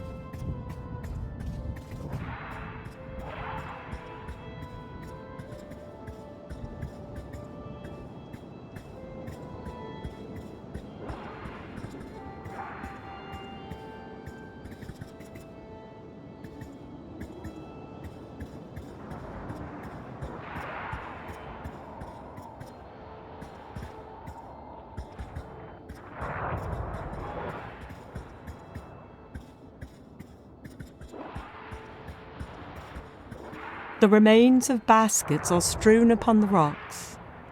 Perhaps these once contained offerings meant to satiate the beast. Gold can be seen scattered throughout this massive nest. During his adventures, Argonus has beheld many a fabled beast. None, however, compare to the majesty of this creature. Both lion and eagle melded into one.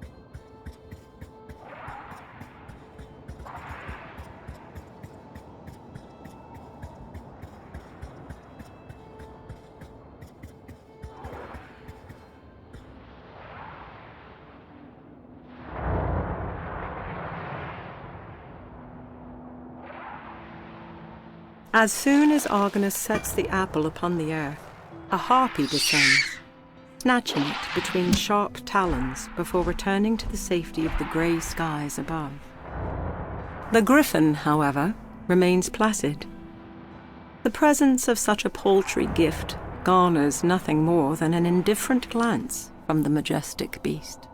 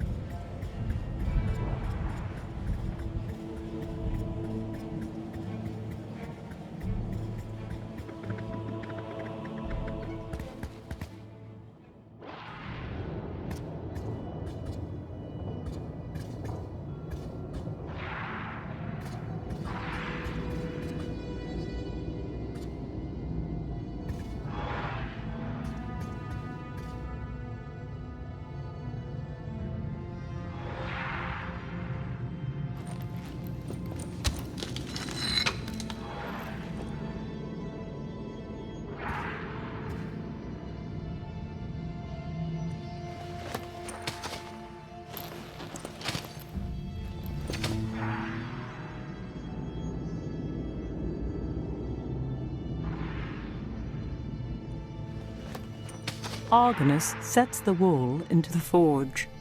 It takes only a single strike of steel on flint to produce a fine flame.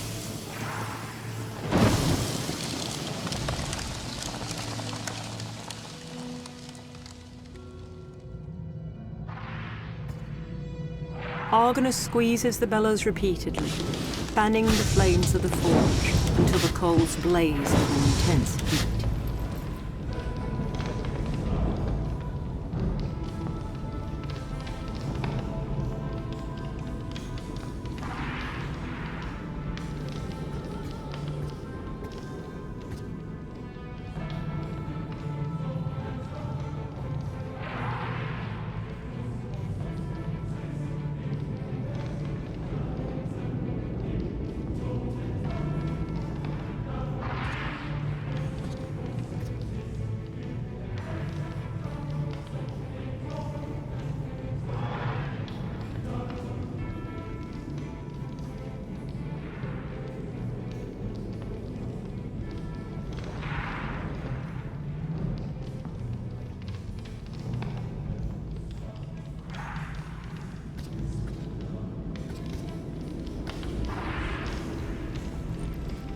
Argonus squeezes the bellows repeatedly, albeit in vain.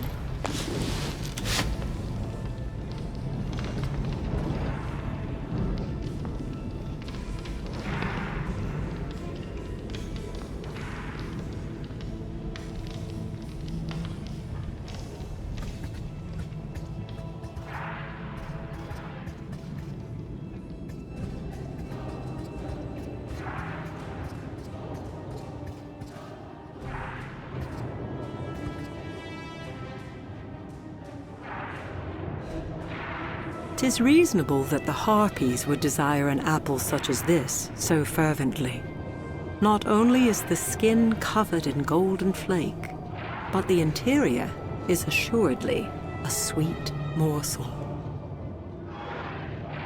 Flint and steel are inadequate to start a fire by themselves.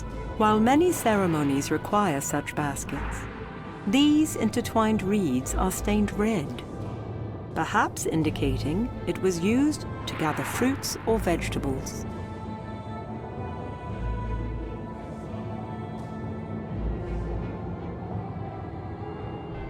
While many ceremonies require such baskets, these intertwined reeds are stained red, perhaps indicating it was used to gather fruits or vegetables.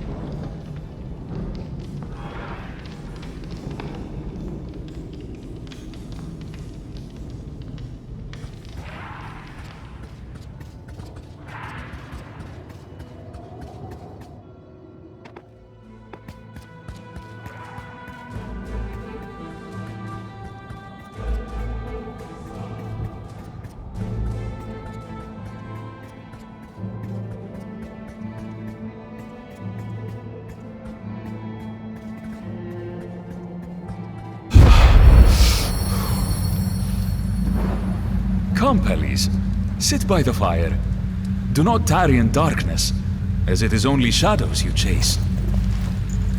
Mayhap so, Nauplius. But is it not what is cloaked in shadows we seek? That which has brought all we know to ruin? That I cannot say. But ponder this. If fair Athena appeared before us, bestowing hope, would she not also offer protection? I know not. All that is certain is that a fear grips my heart like no other. Athena's promises do little to... Hold! What manner of creature are...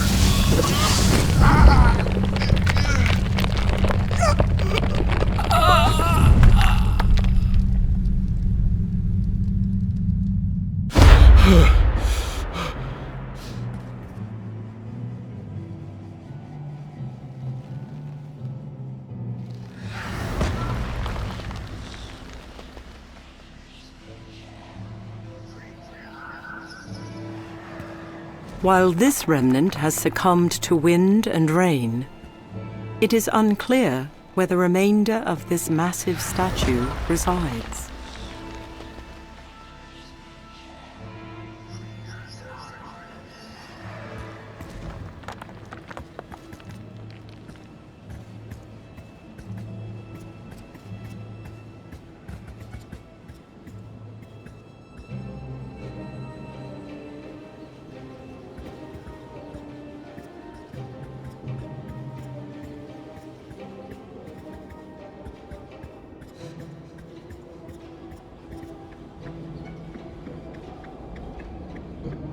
Young Cepheus, aboard the Argo not but a fortnight, has succumbed to the very thing that has cursed this isle.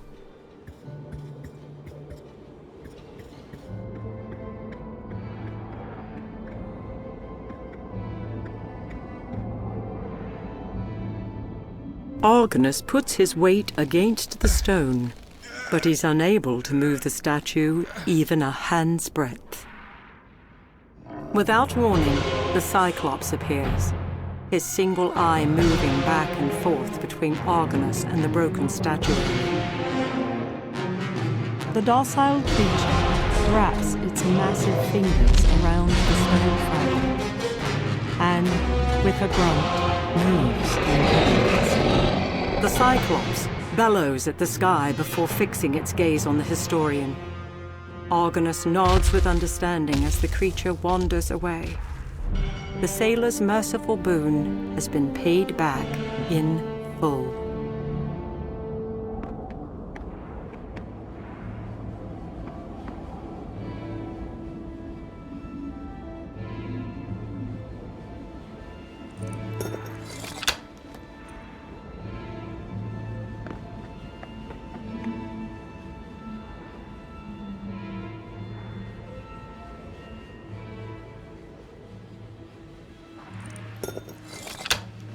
The final keystone placed, a deep grinding fills the air, and heavy stone doors slowly open, revealing a dark passageway beyond.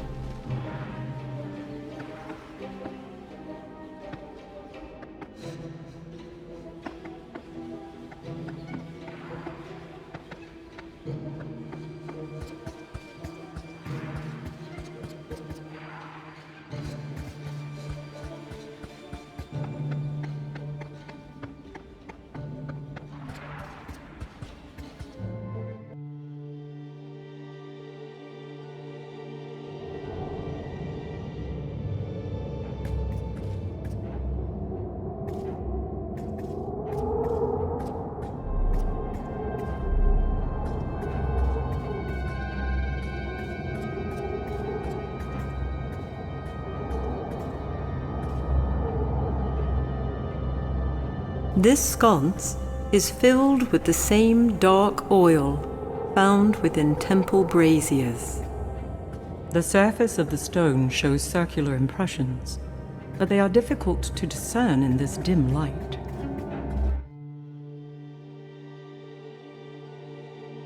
The harpies circle high above the sailor, confirming his suspicions suspicions. Argonus carries something that the dogs of Zeus desire.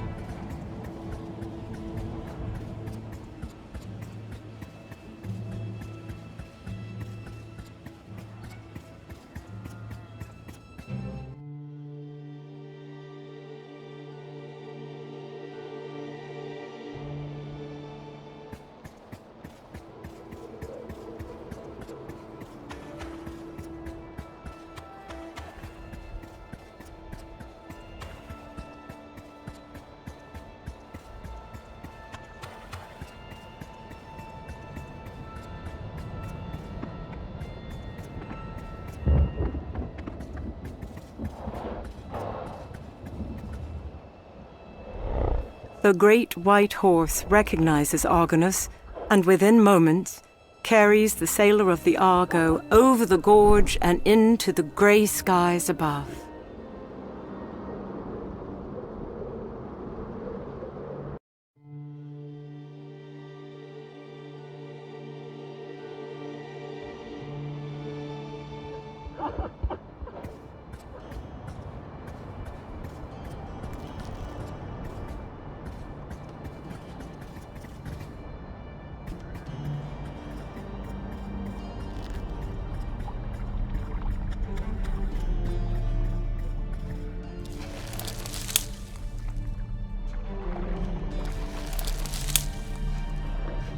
Argonus adds the golden apples he is carrying to the basket.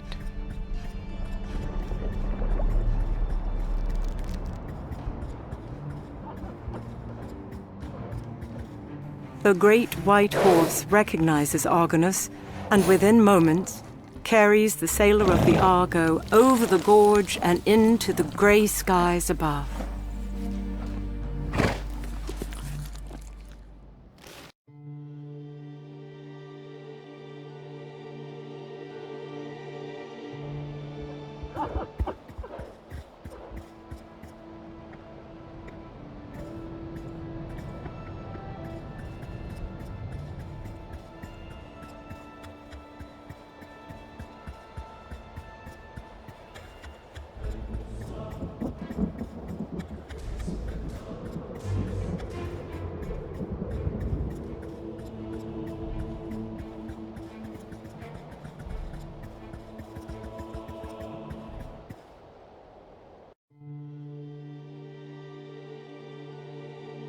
The beating of wretched black wings can be heard far overhead.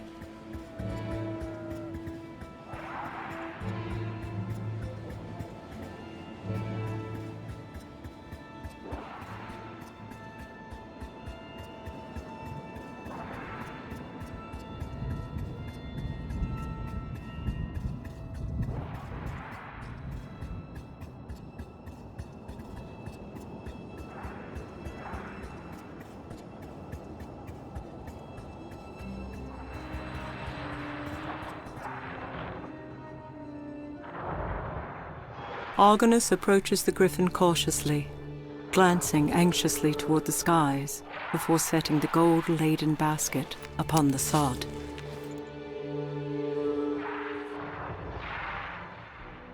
The beast immediately takes notice, as the treasure is simply too great to resist. After a moment, it leaves its hoard unguarded. All at once, the air is replete with the rush of wings and unearthly screams. The dogs of Zeus descend as one, intent on claiming the savory prize as their own. Although fear grips his breast, Argonus makes haste, quickly seizing several of the golden pieces before the unearthly combatants take notice.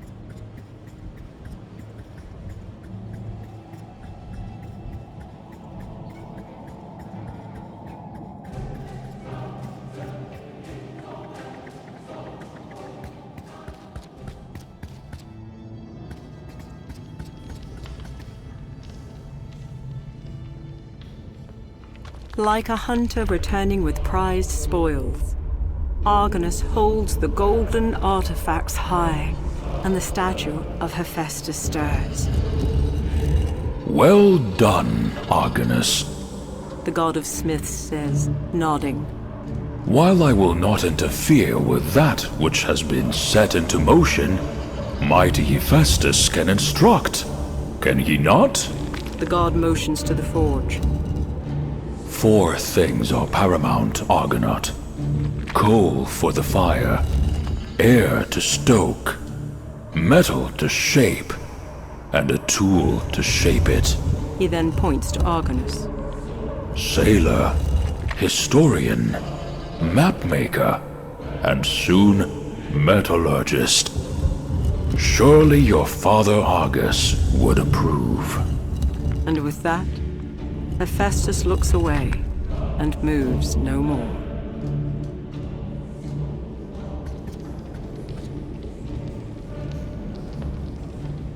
The griffin's gold is set carefully within the forge. It doesn't take long for the soft metal to begin to glow. As if possessed by the spirit of Hephaestus himself, Argonus brings the hammer down on the gold again and again, reshaping once beautiful armor into a mass of precious metal. Divine power continues to drive his strokes as unrecognizable form takes shape and after time becomes something far more than the sailor thought he could construct. A light to drive away darkness.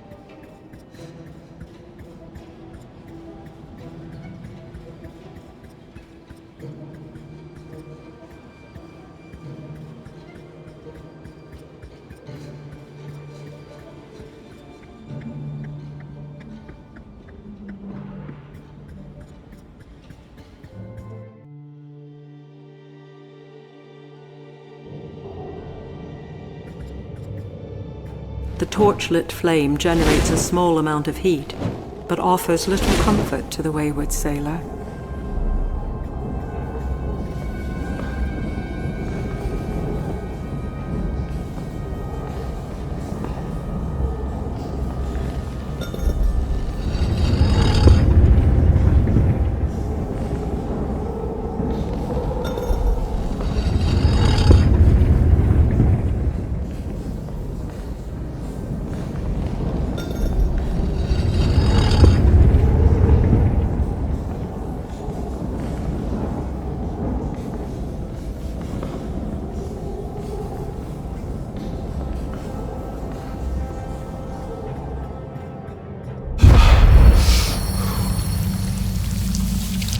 Milise file caparese.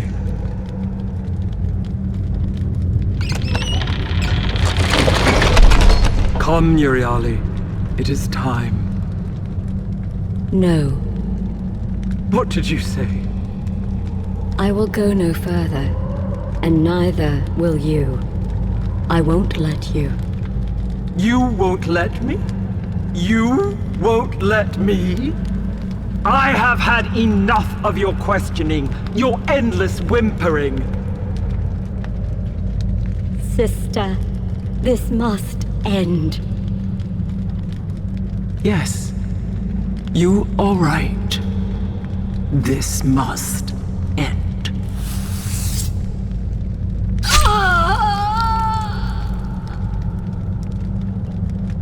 What have you done, Zeno? What was required? Goodbye, Euryale.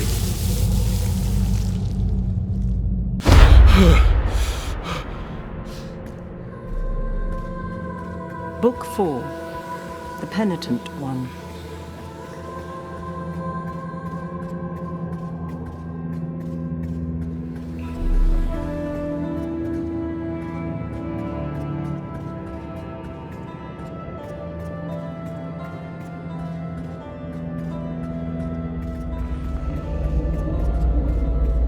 After a moment of concentration, Argonus unleashes the Daimon's power upon the stone minotaur. The beast crumbles to the ground, its soul never again to maunder dark corridors. The rock in the center of this room has seen the work of a chisel, as if prepared to be a support or stand.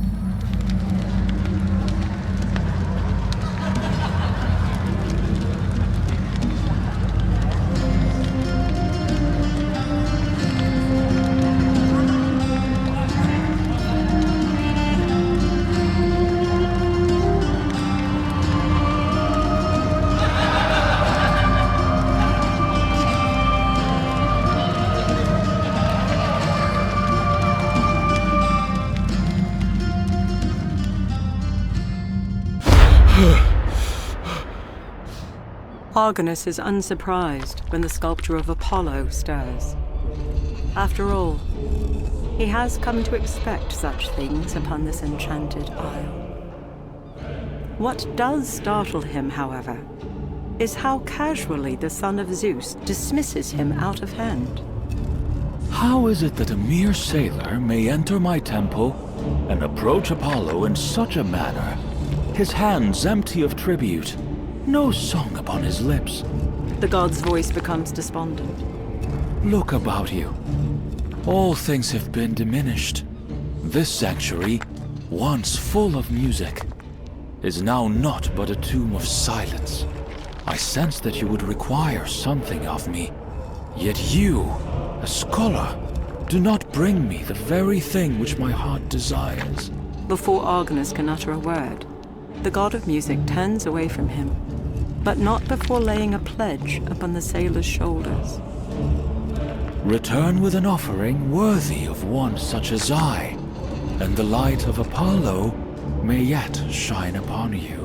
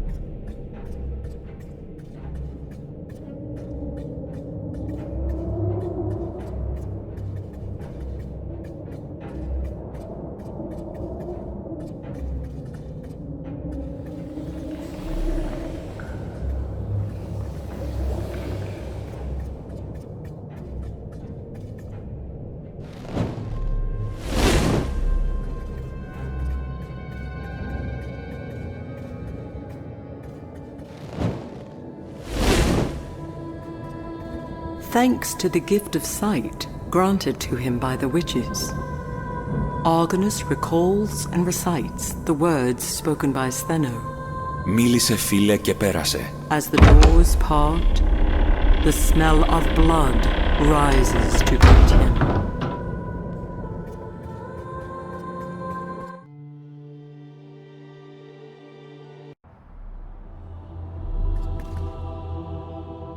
Rattled breathing leads Argonus to a broken form, half hidden against a stone wall within this dark chamber.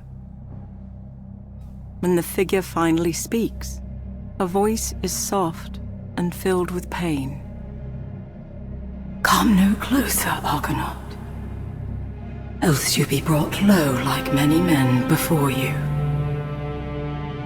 Even though I, Euryale, refused to let my gaze fall upon them, I offer no excuses, no defense. My acquiescence of my twin Steno has made me culpable for their deaths as well. Euryale pauses for a moment, catching her breath before continuing. I can, however, offer you something else. Something you seek. My merciless sister herself. Steno has used an ancient stone to enter Hades' realm. There, she shall descend to the greatest depths of the underworld and undo that which the hero Perseus set into motion when he consorted with the gods. Steno shall free our sister Medusa from Tartarus, the dungeon of torment. Euryale struggles to continue. Athena was not content with the punishment Medusa suffered in life, so the goddess sent her there to live out eternity with the vile and the wicked. But Steno shall not stop with Medusa's release. No. She shall rip wide the gates of Tartarus and set loose all souls, profane men and dreadful Titan alike, until the dungeon is empty and those it held spread like a pestilence upon the land of the living. For this is her vengeance against Perseus, against Athena, against all the gods, on Olympus and elsewhere. Stop her, Argonaut. Use our great horn to lure the mighty bronze giant Talos, for he can bring you to the gates of Hades' domain. Her voice raspy and fading, the Gorgon raises her head one last time. Forgive me, Mother. Let legend lay a wreath of mercy upon my wretched brow. And with that, Euryale, the penitent daughter of the sea goddess Keto, passes from this world and into the next.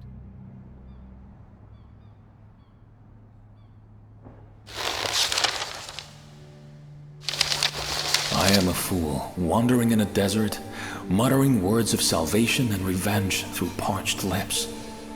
Blindly I flailed about, searching for the blight that has overcome so many, and while each piece of the puzzle led me to water, I simply refused to drink.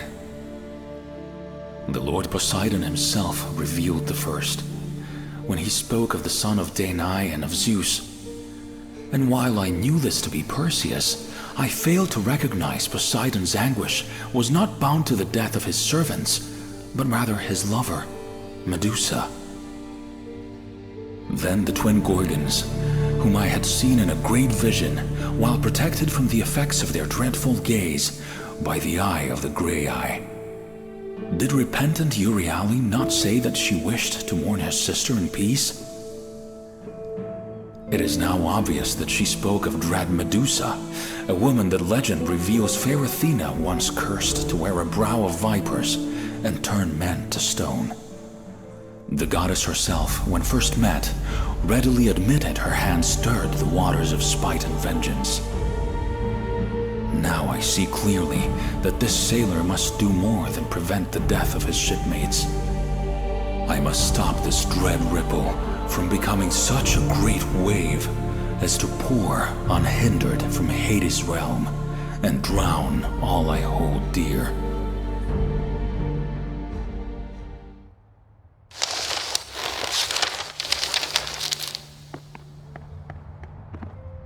The Gorgon Euryale has followed her sister in...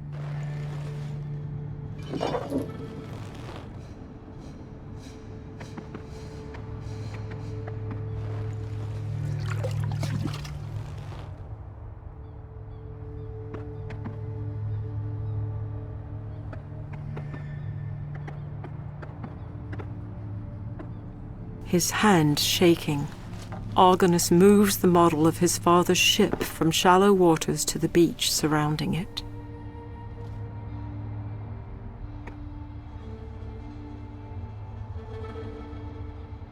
As soon as Argonus moves the stone to the temple, the room falters and everything goes dim.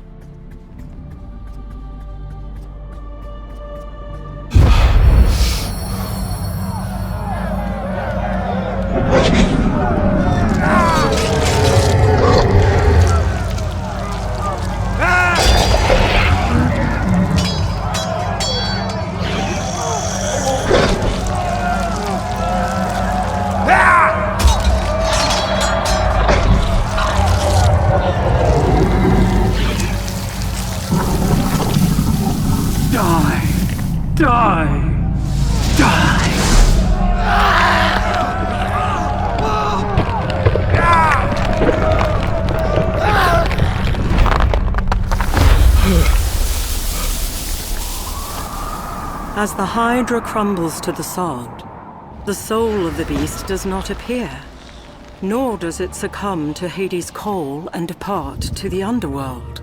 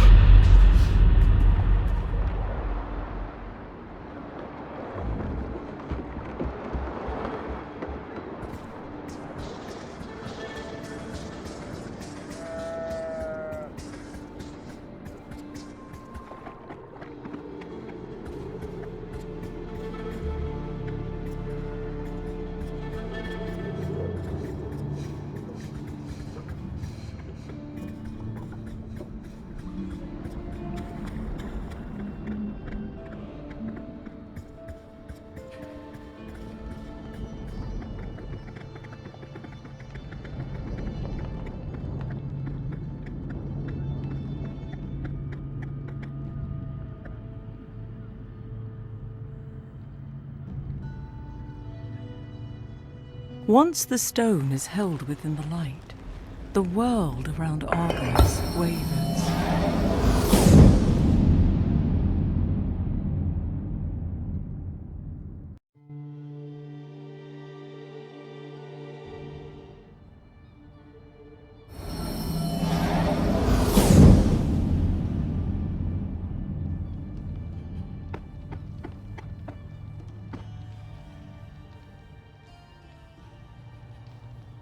As soon as Argonus moves the stone to the temple, the room falters and everything goes dim.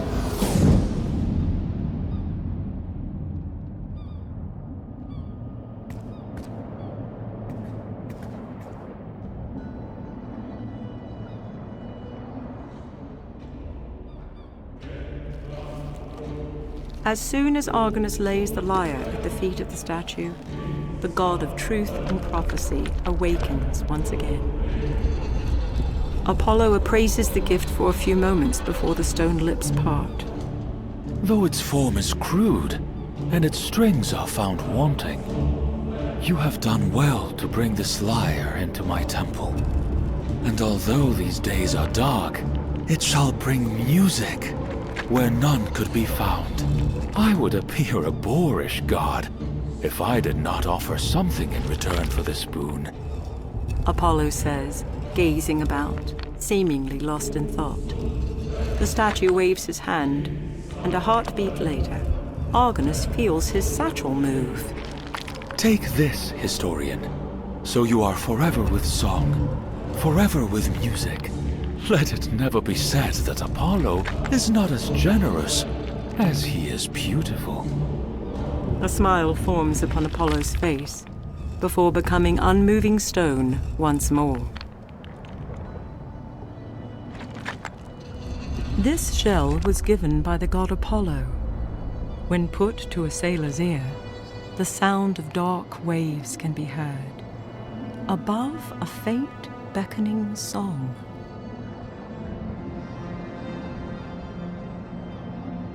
By its nature, stone is hard. This one, however, is uncommonly so. Warm to the touch, it reverberates with a continuous pulse.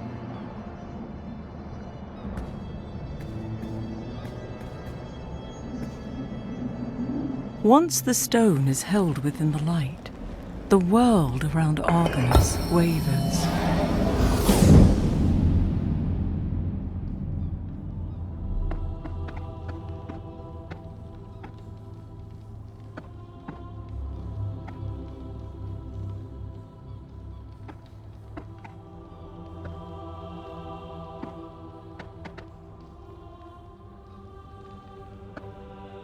While far larger in life, gracious Hephaestus inhabits a stone statue within a similar temple.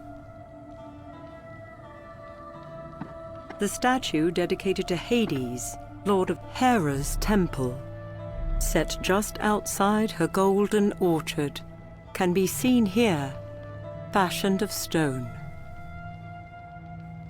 Safe within his grasp, Argonus touches the stone to the temple. The world about him suddenly begins to dissipate.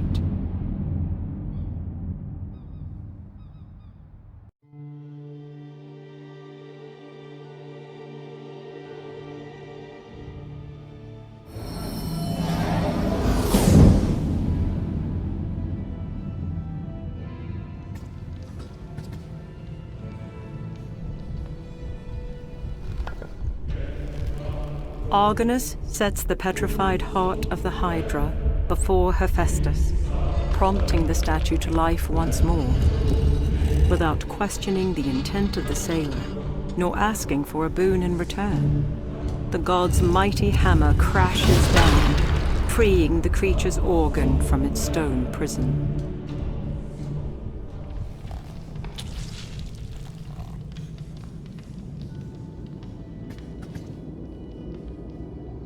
The stone is suspended in the light, but for a moment, before the world fades from sight.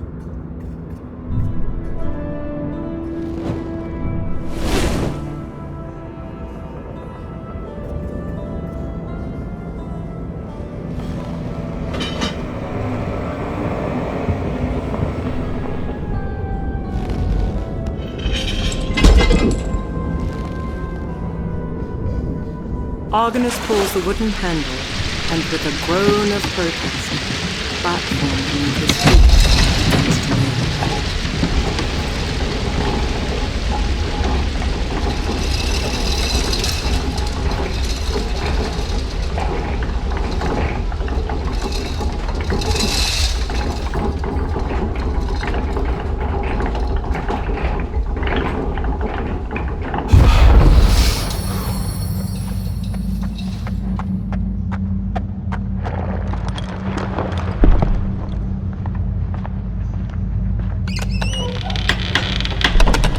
Fair Athena, I have returned.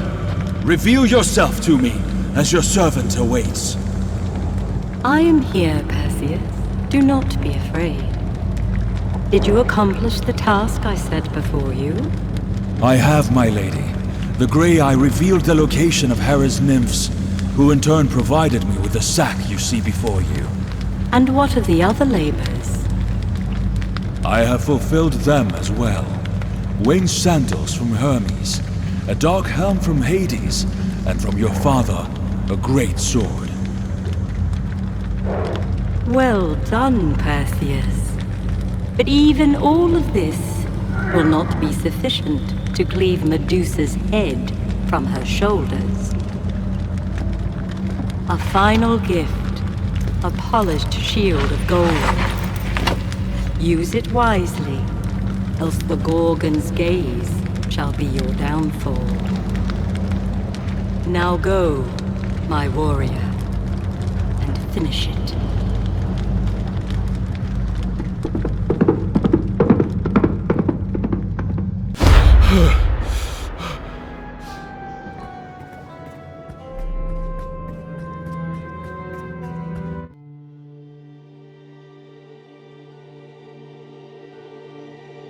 Entranced, Argonus moves unconsciously forward, drawn to the lilting sound of the siren's call.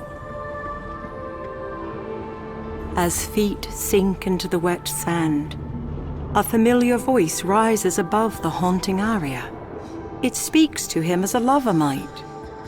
Hold, my sailor. Go no further. Argonus is knocked to the earth as a rift opens in the sky, and a goddess once again steps into his mortal world, blocking the path ahead. The beckoning ballad momentarily fades from his ears, only to be replaced by Athena's words of quiet rebuke.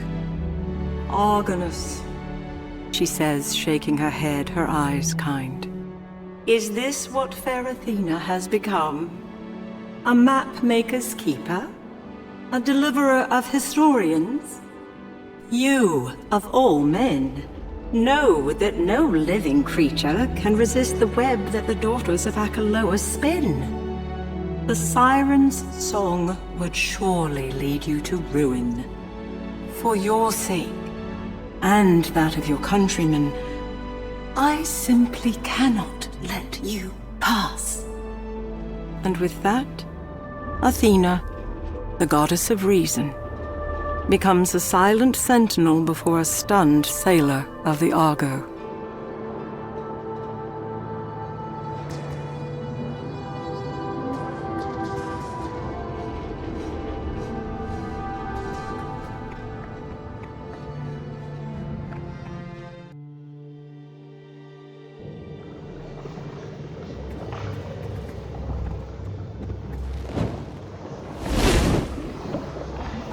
Argonus pulls the wooden handle, and with a groan of protest, the platform beneath his feet begins to move.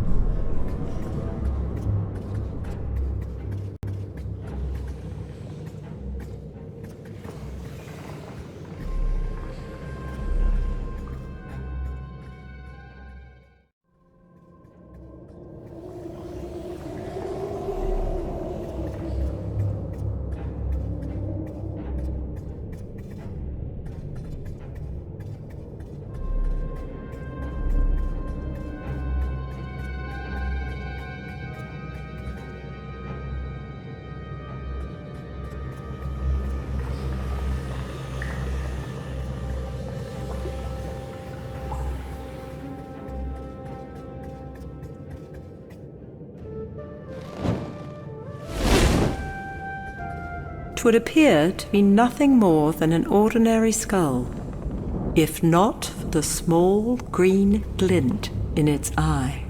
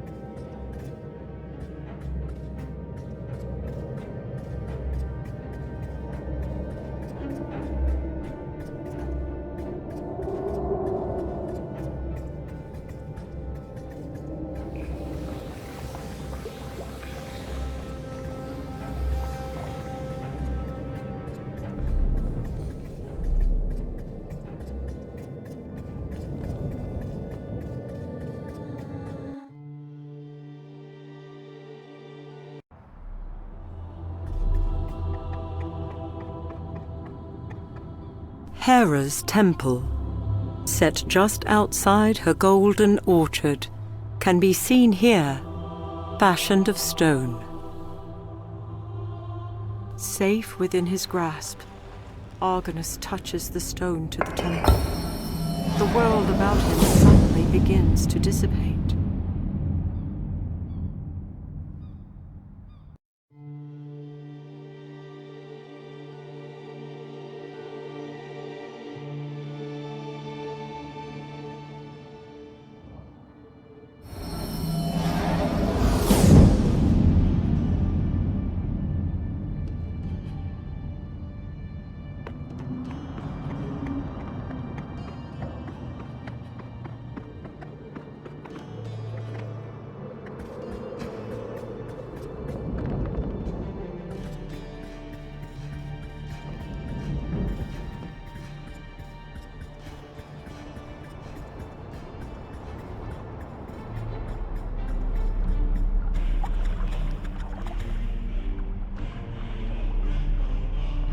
Hoping that he has guessed correctly, Argonus removes the heart from his satchel and plunges it between ancient ribs. Sensing its master, the skeleton turns hollow eyes toward the sailor, beats sword against shield, and obediently follows.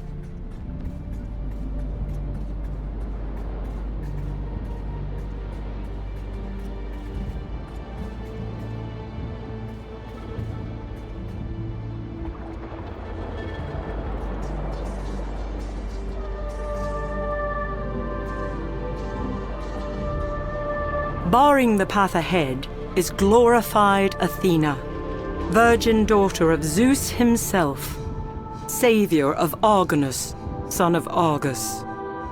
She will let no mortal man pass, only to fall victim to the siren's bewitching song.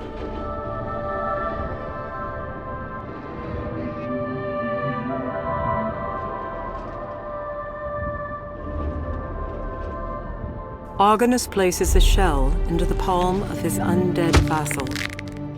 Though neither word nor gesture is exchanged, the skeleton turns and walks obediently toward the shore, even as the goddess Athena fades from sight. When the warrior arrives, the curious look upon the face of the siren quickly turns to horror as she recognizes the god-imbued power held aloft within fingers of bone. The songstress's eyes grow wide as the fetters of her enchantment break, and her sultry voice wavers. In an instant, her baneful song is pulled from her lips and held fast within the shell. His great task complete, the skeletal warrior returns to its master, a powerful gift cradled within its bleached, outstretched palm. As soon as Argonus takes the shell from the skeleton's bony grip, the Hydra's heart within its breast shatters. Its work done, the warrior becomes quiescent once more, as if awaiting orders from the very gods themselves. The skeletal soldier stands at attention, perhaps awaiting further orders.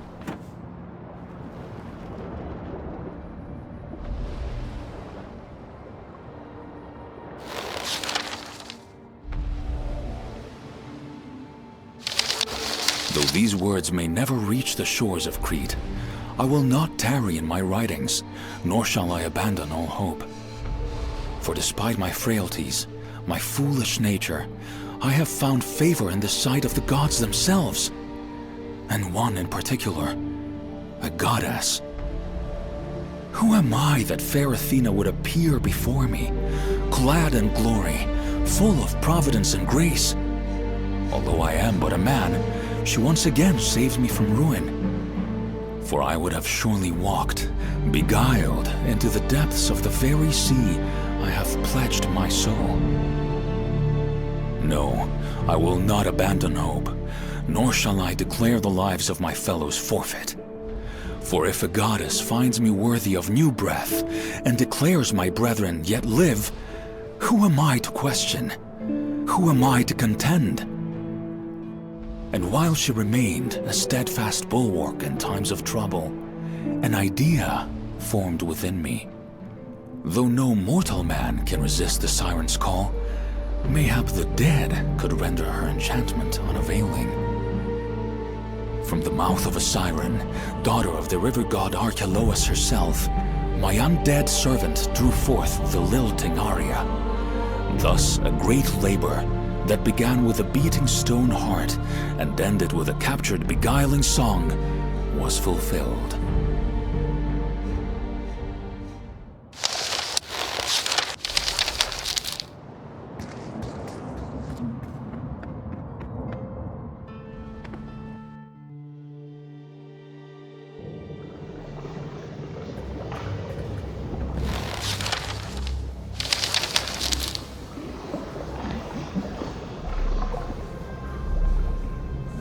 Argonus pulls the wooden handle, and with a groan of protest, the platform beneath his feet begins to move.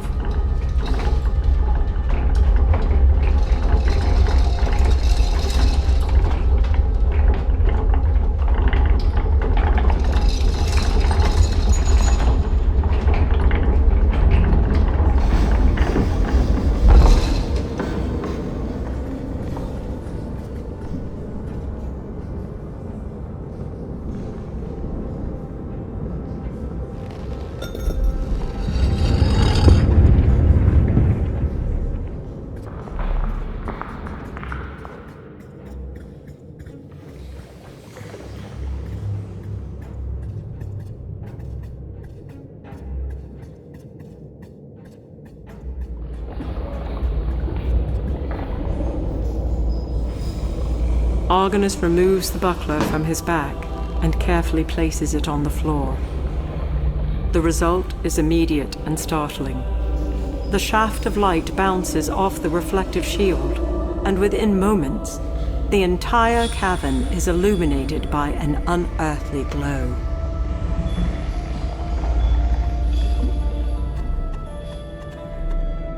Even pulling with all his might, Argonus is unable to free the chain from the wall.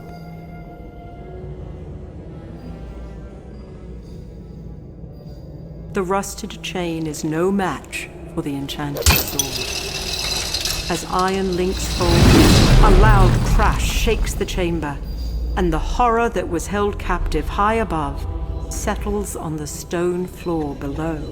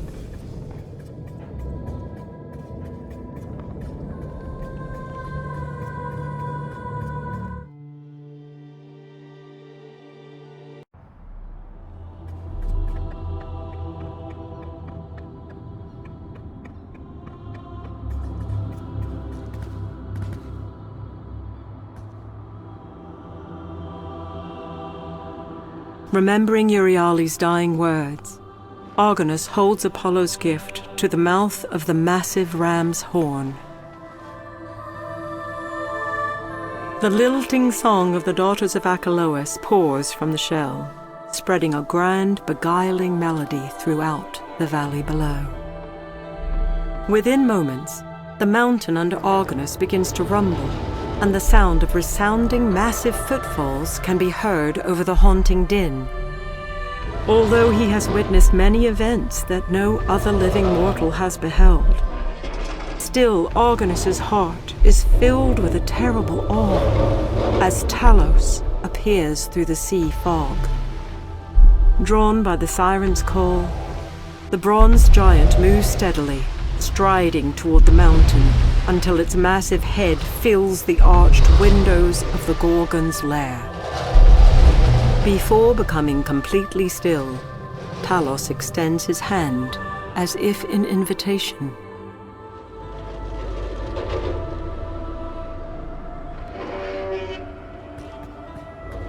Sensing a finality to his quest, Argonus does not disappoint the giant. With a deep breath, the sailor steps hesitantly onto the immense bronze palm. Argonus girds himself as if bracing for the crash of a mighty wave, and great Talos turns from the mountain and begins moving once again. As the giant lumbers, far above the dark sea below, the air around Argonus becomes heavy, and the skies part at the bidding of his guardian goddess.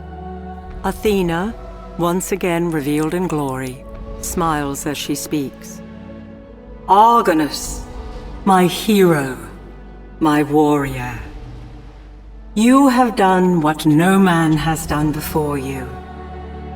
Yes, you are nearly there. But where you now go, fair Athena cannot. Do not lose heart, for my promises are true, and your brethren await you. Again I say, do not despair, for you have proven yourself time and again, and neither Steno nor the gates of Hades' realm can hinder you. The goddess lifts her hand in a final blessing as the rift closes about her and she fades from view. Fare thee well, sailor of the Argo. Fare thee well.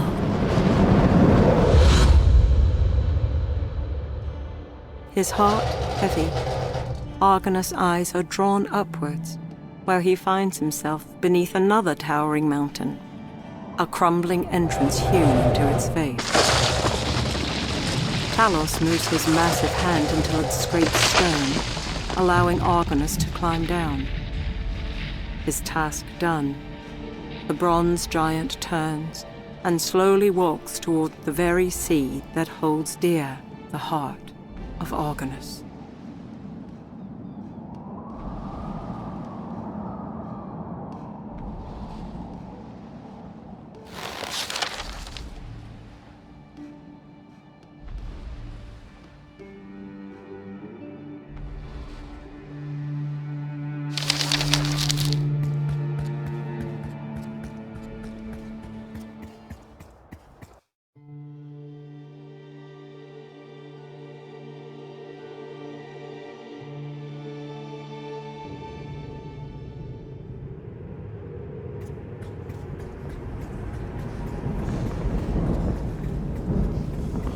Book 5.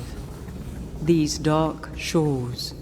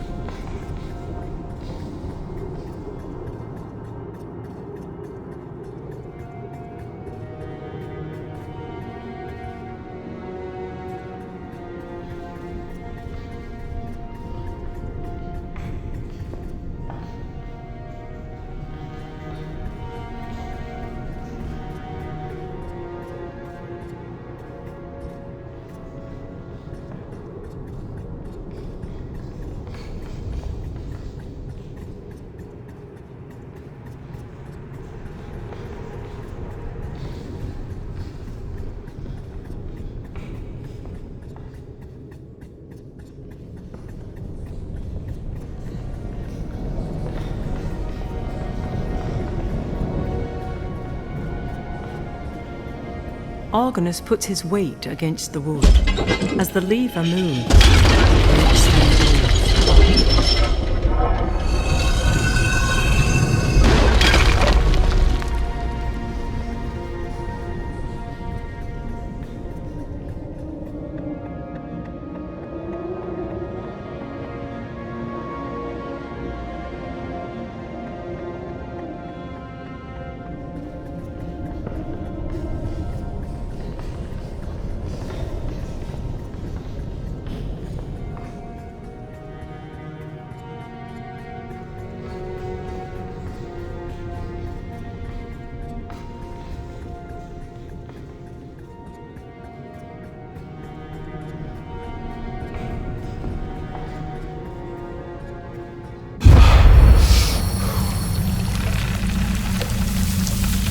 Stand aside, Charon. I claim this boat in the name of my sister, Medusa, who wails in torment within Tartarus. Only the dead. So Hades' undead pet will not yield to me.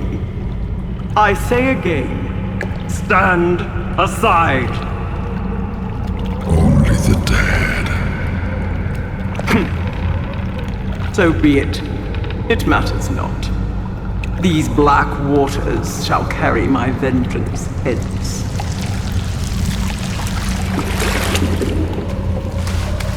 I shall return, boatman, with the hosts of the dead in my wake.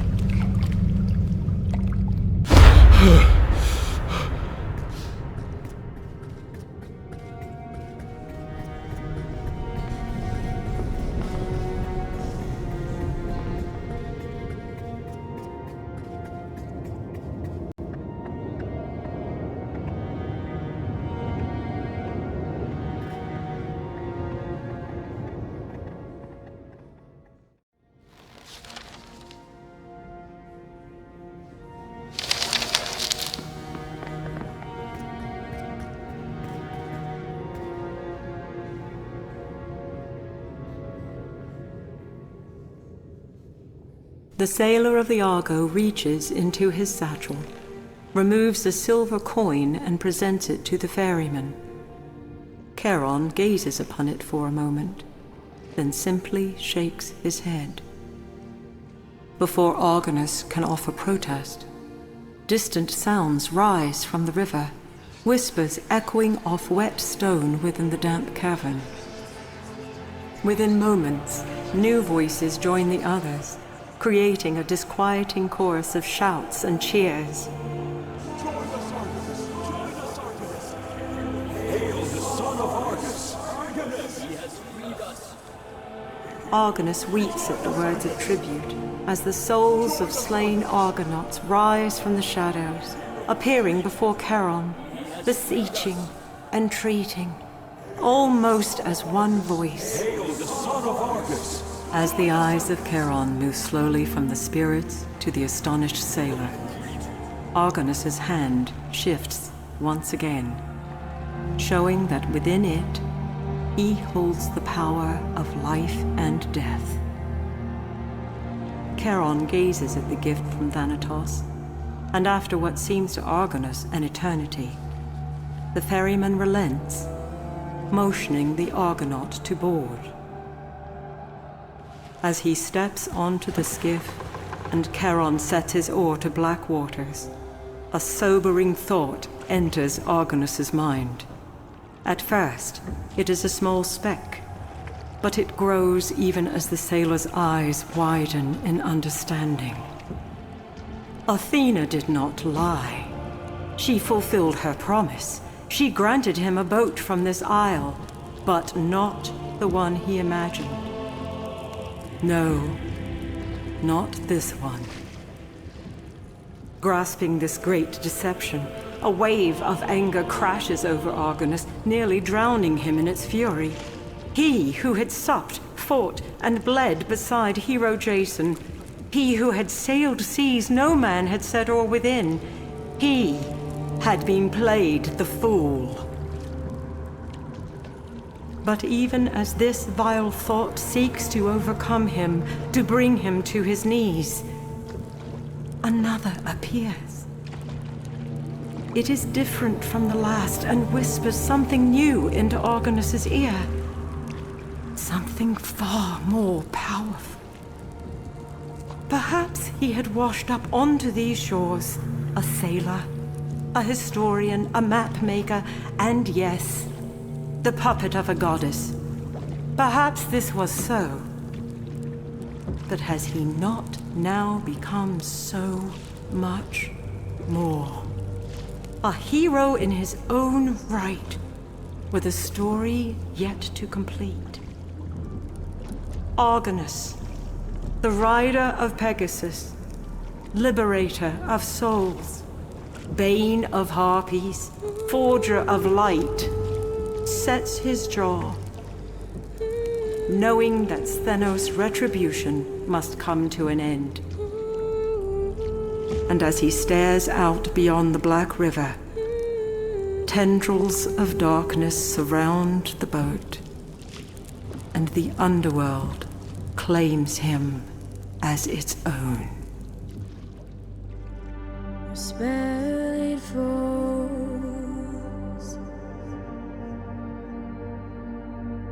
falls over me, carried on waves of blackest night. Dark waters rise, rise over me.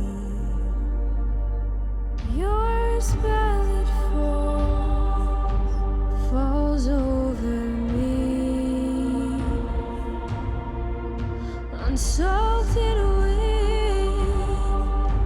beyond my sight. Dark waters call out to me.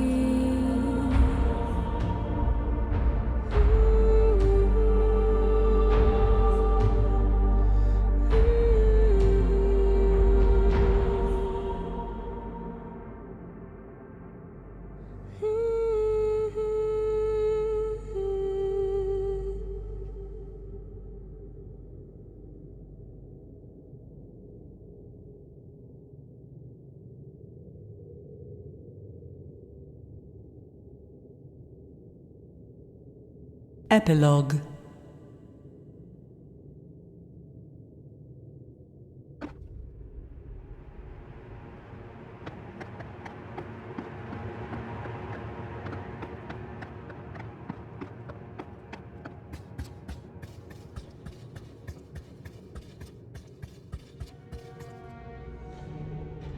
The diamond lifts his hand and speaks. Well done, Argonaut, for thou hast accomplished that which I could not. When my lord Hades recalled me to his realm, mighty Thanatos obeyed, for he is master, and I servant. Yet I am also the shepherd of the dead, and to abandon the souls of that isle went against my very nature. Thanatos looks about before addressing the sailor once more. The Gorgon is just beyond where thou dost now stand, and though thy courage is great, it will not be enough to hinder her. As I am in thine debt, Thanatos will now repay. Gird thyself for what is ahead, sailor of the Argo. And with that, the diamond fades into the darkness.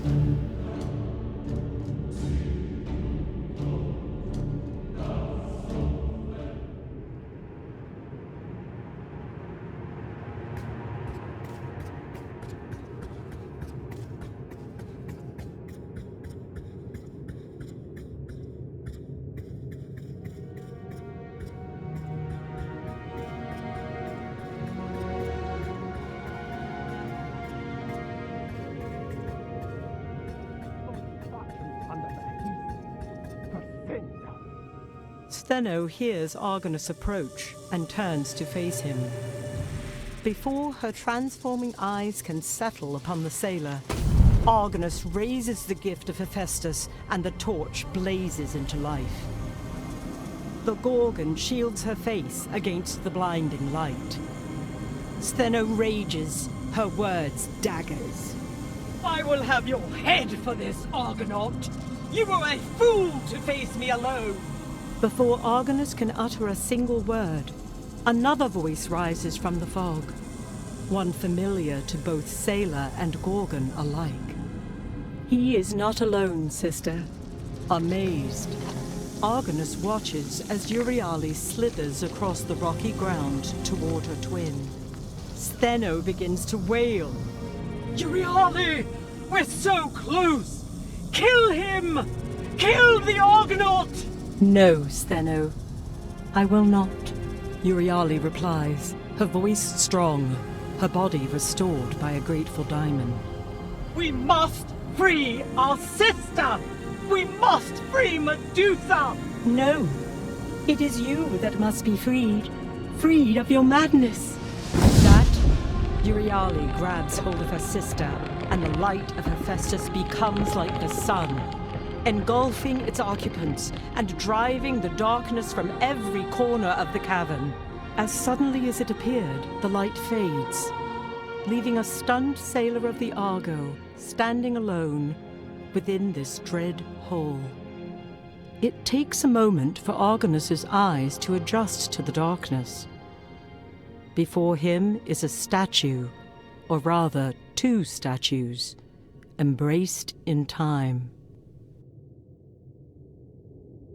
The hand of Argonus shifts one last time, and he lets the diamond's mercy flow through his body and into the embracing statues. Stone shatters and rains down upon the rocky floor. The spirit of Stheno rises first, her soul transformed into the woman she once was. As the sailor looks on, the massive gates behind Stheno begin to open. Argonus watches as Stheno's eyes widen in fear as she is pulled into Tartarus, a terrifying shriek upon her lips. The stone doors begin to move once again, and within moments they close, and a sound like a peal of thunder echoes throughout the room. The Gorgon's screams become distant until they, too, fade from his ears. Her sister gone, the soul of Euryale rises from the rubble to speak once more to the son of Argus. Thank you, Argonaut, she says. What you have done is good and right. Do not pity my sister, for this time her punishment is just. Do not pity me, as your grace has freed me from a life of torment, and now I can rest my weary head. But what of you? Euryale says as 2 great portals appear. By your actions, you have earned a place in the golden fields of Elysium beside your brethren. You may stay here and be at peace, where your labors will be naught. Or perhaps your story is not yet finished. If you so choose, you may return to grey swells and blue seas. With those final words, the soul of Euryale departs into the portal and is seen no more.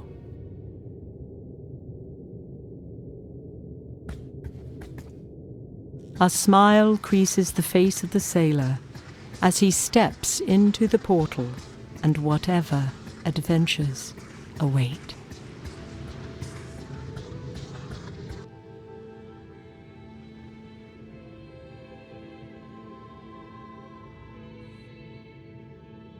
Now bend your ear one last time to Calliope, lover of Ares and muse of much renown.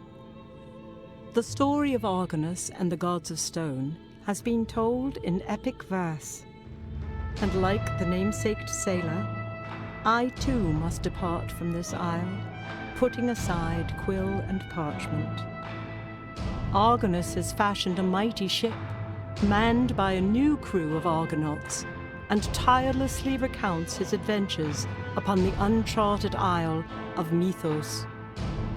And while his legendary journeys continue, the curtain has been drawn, and our role in this grand play is at an end.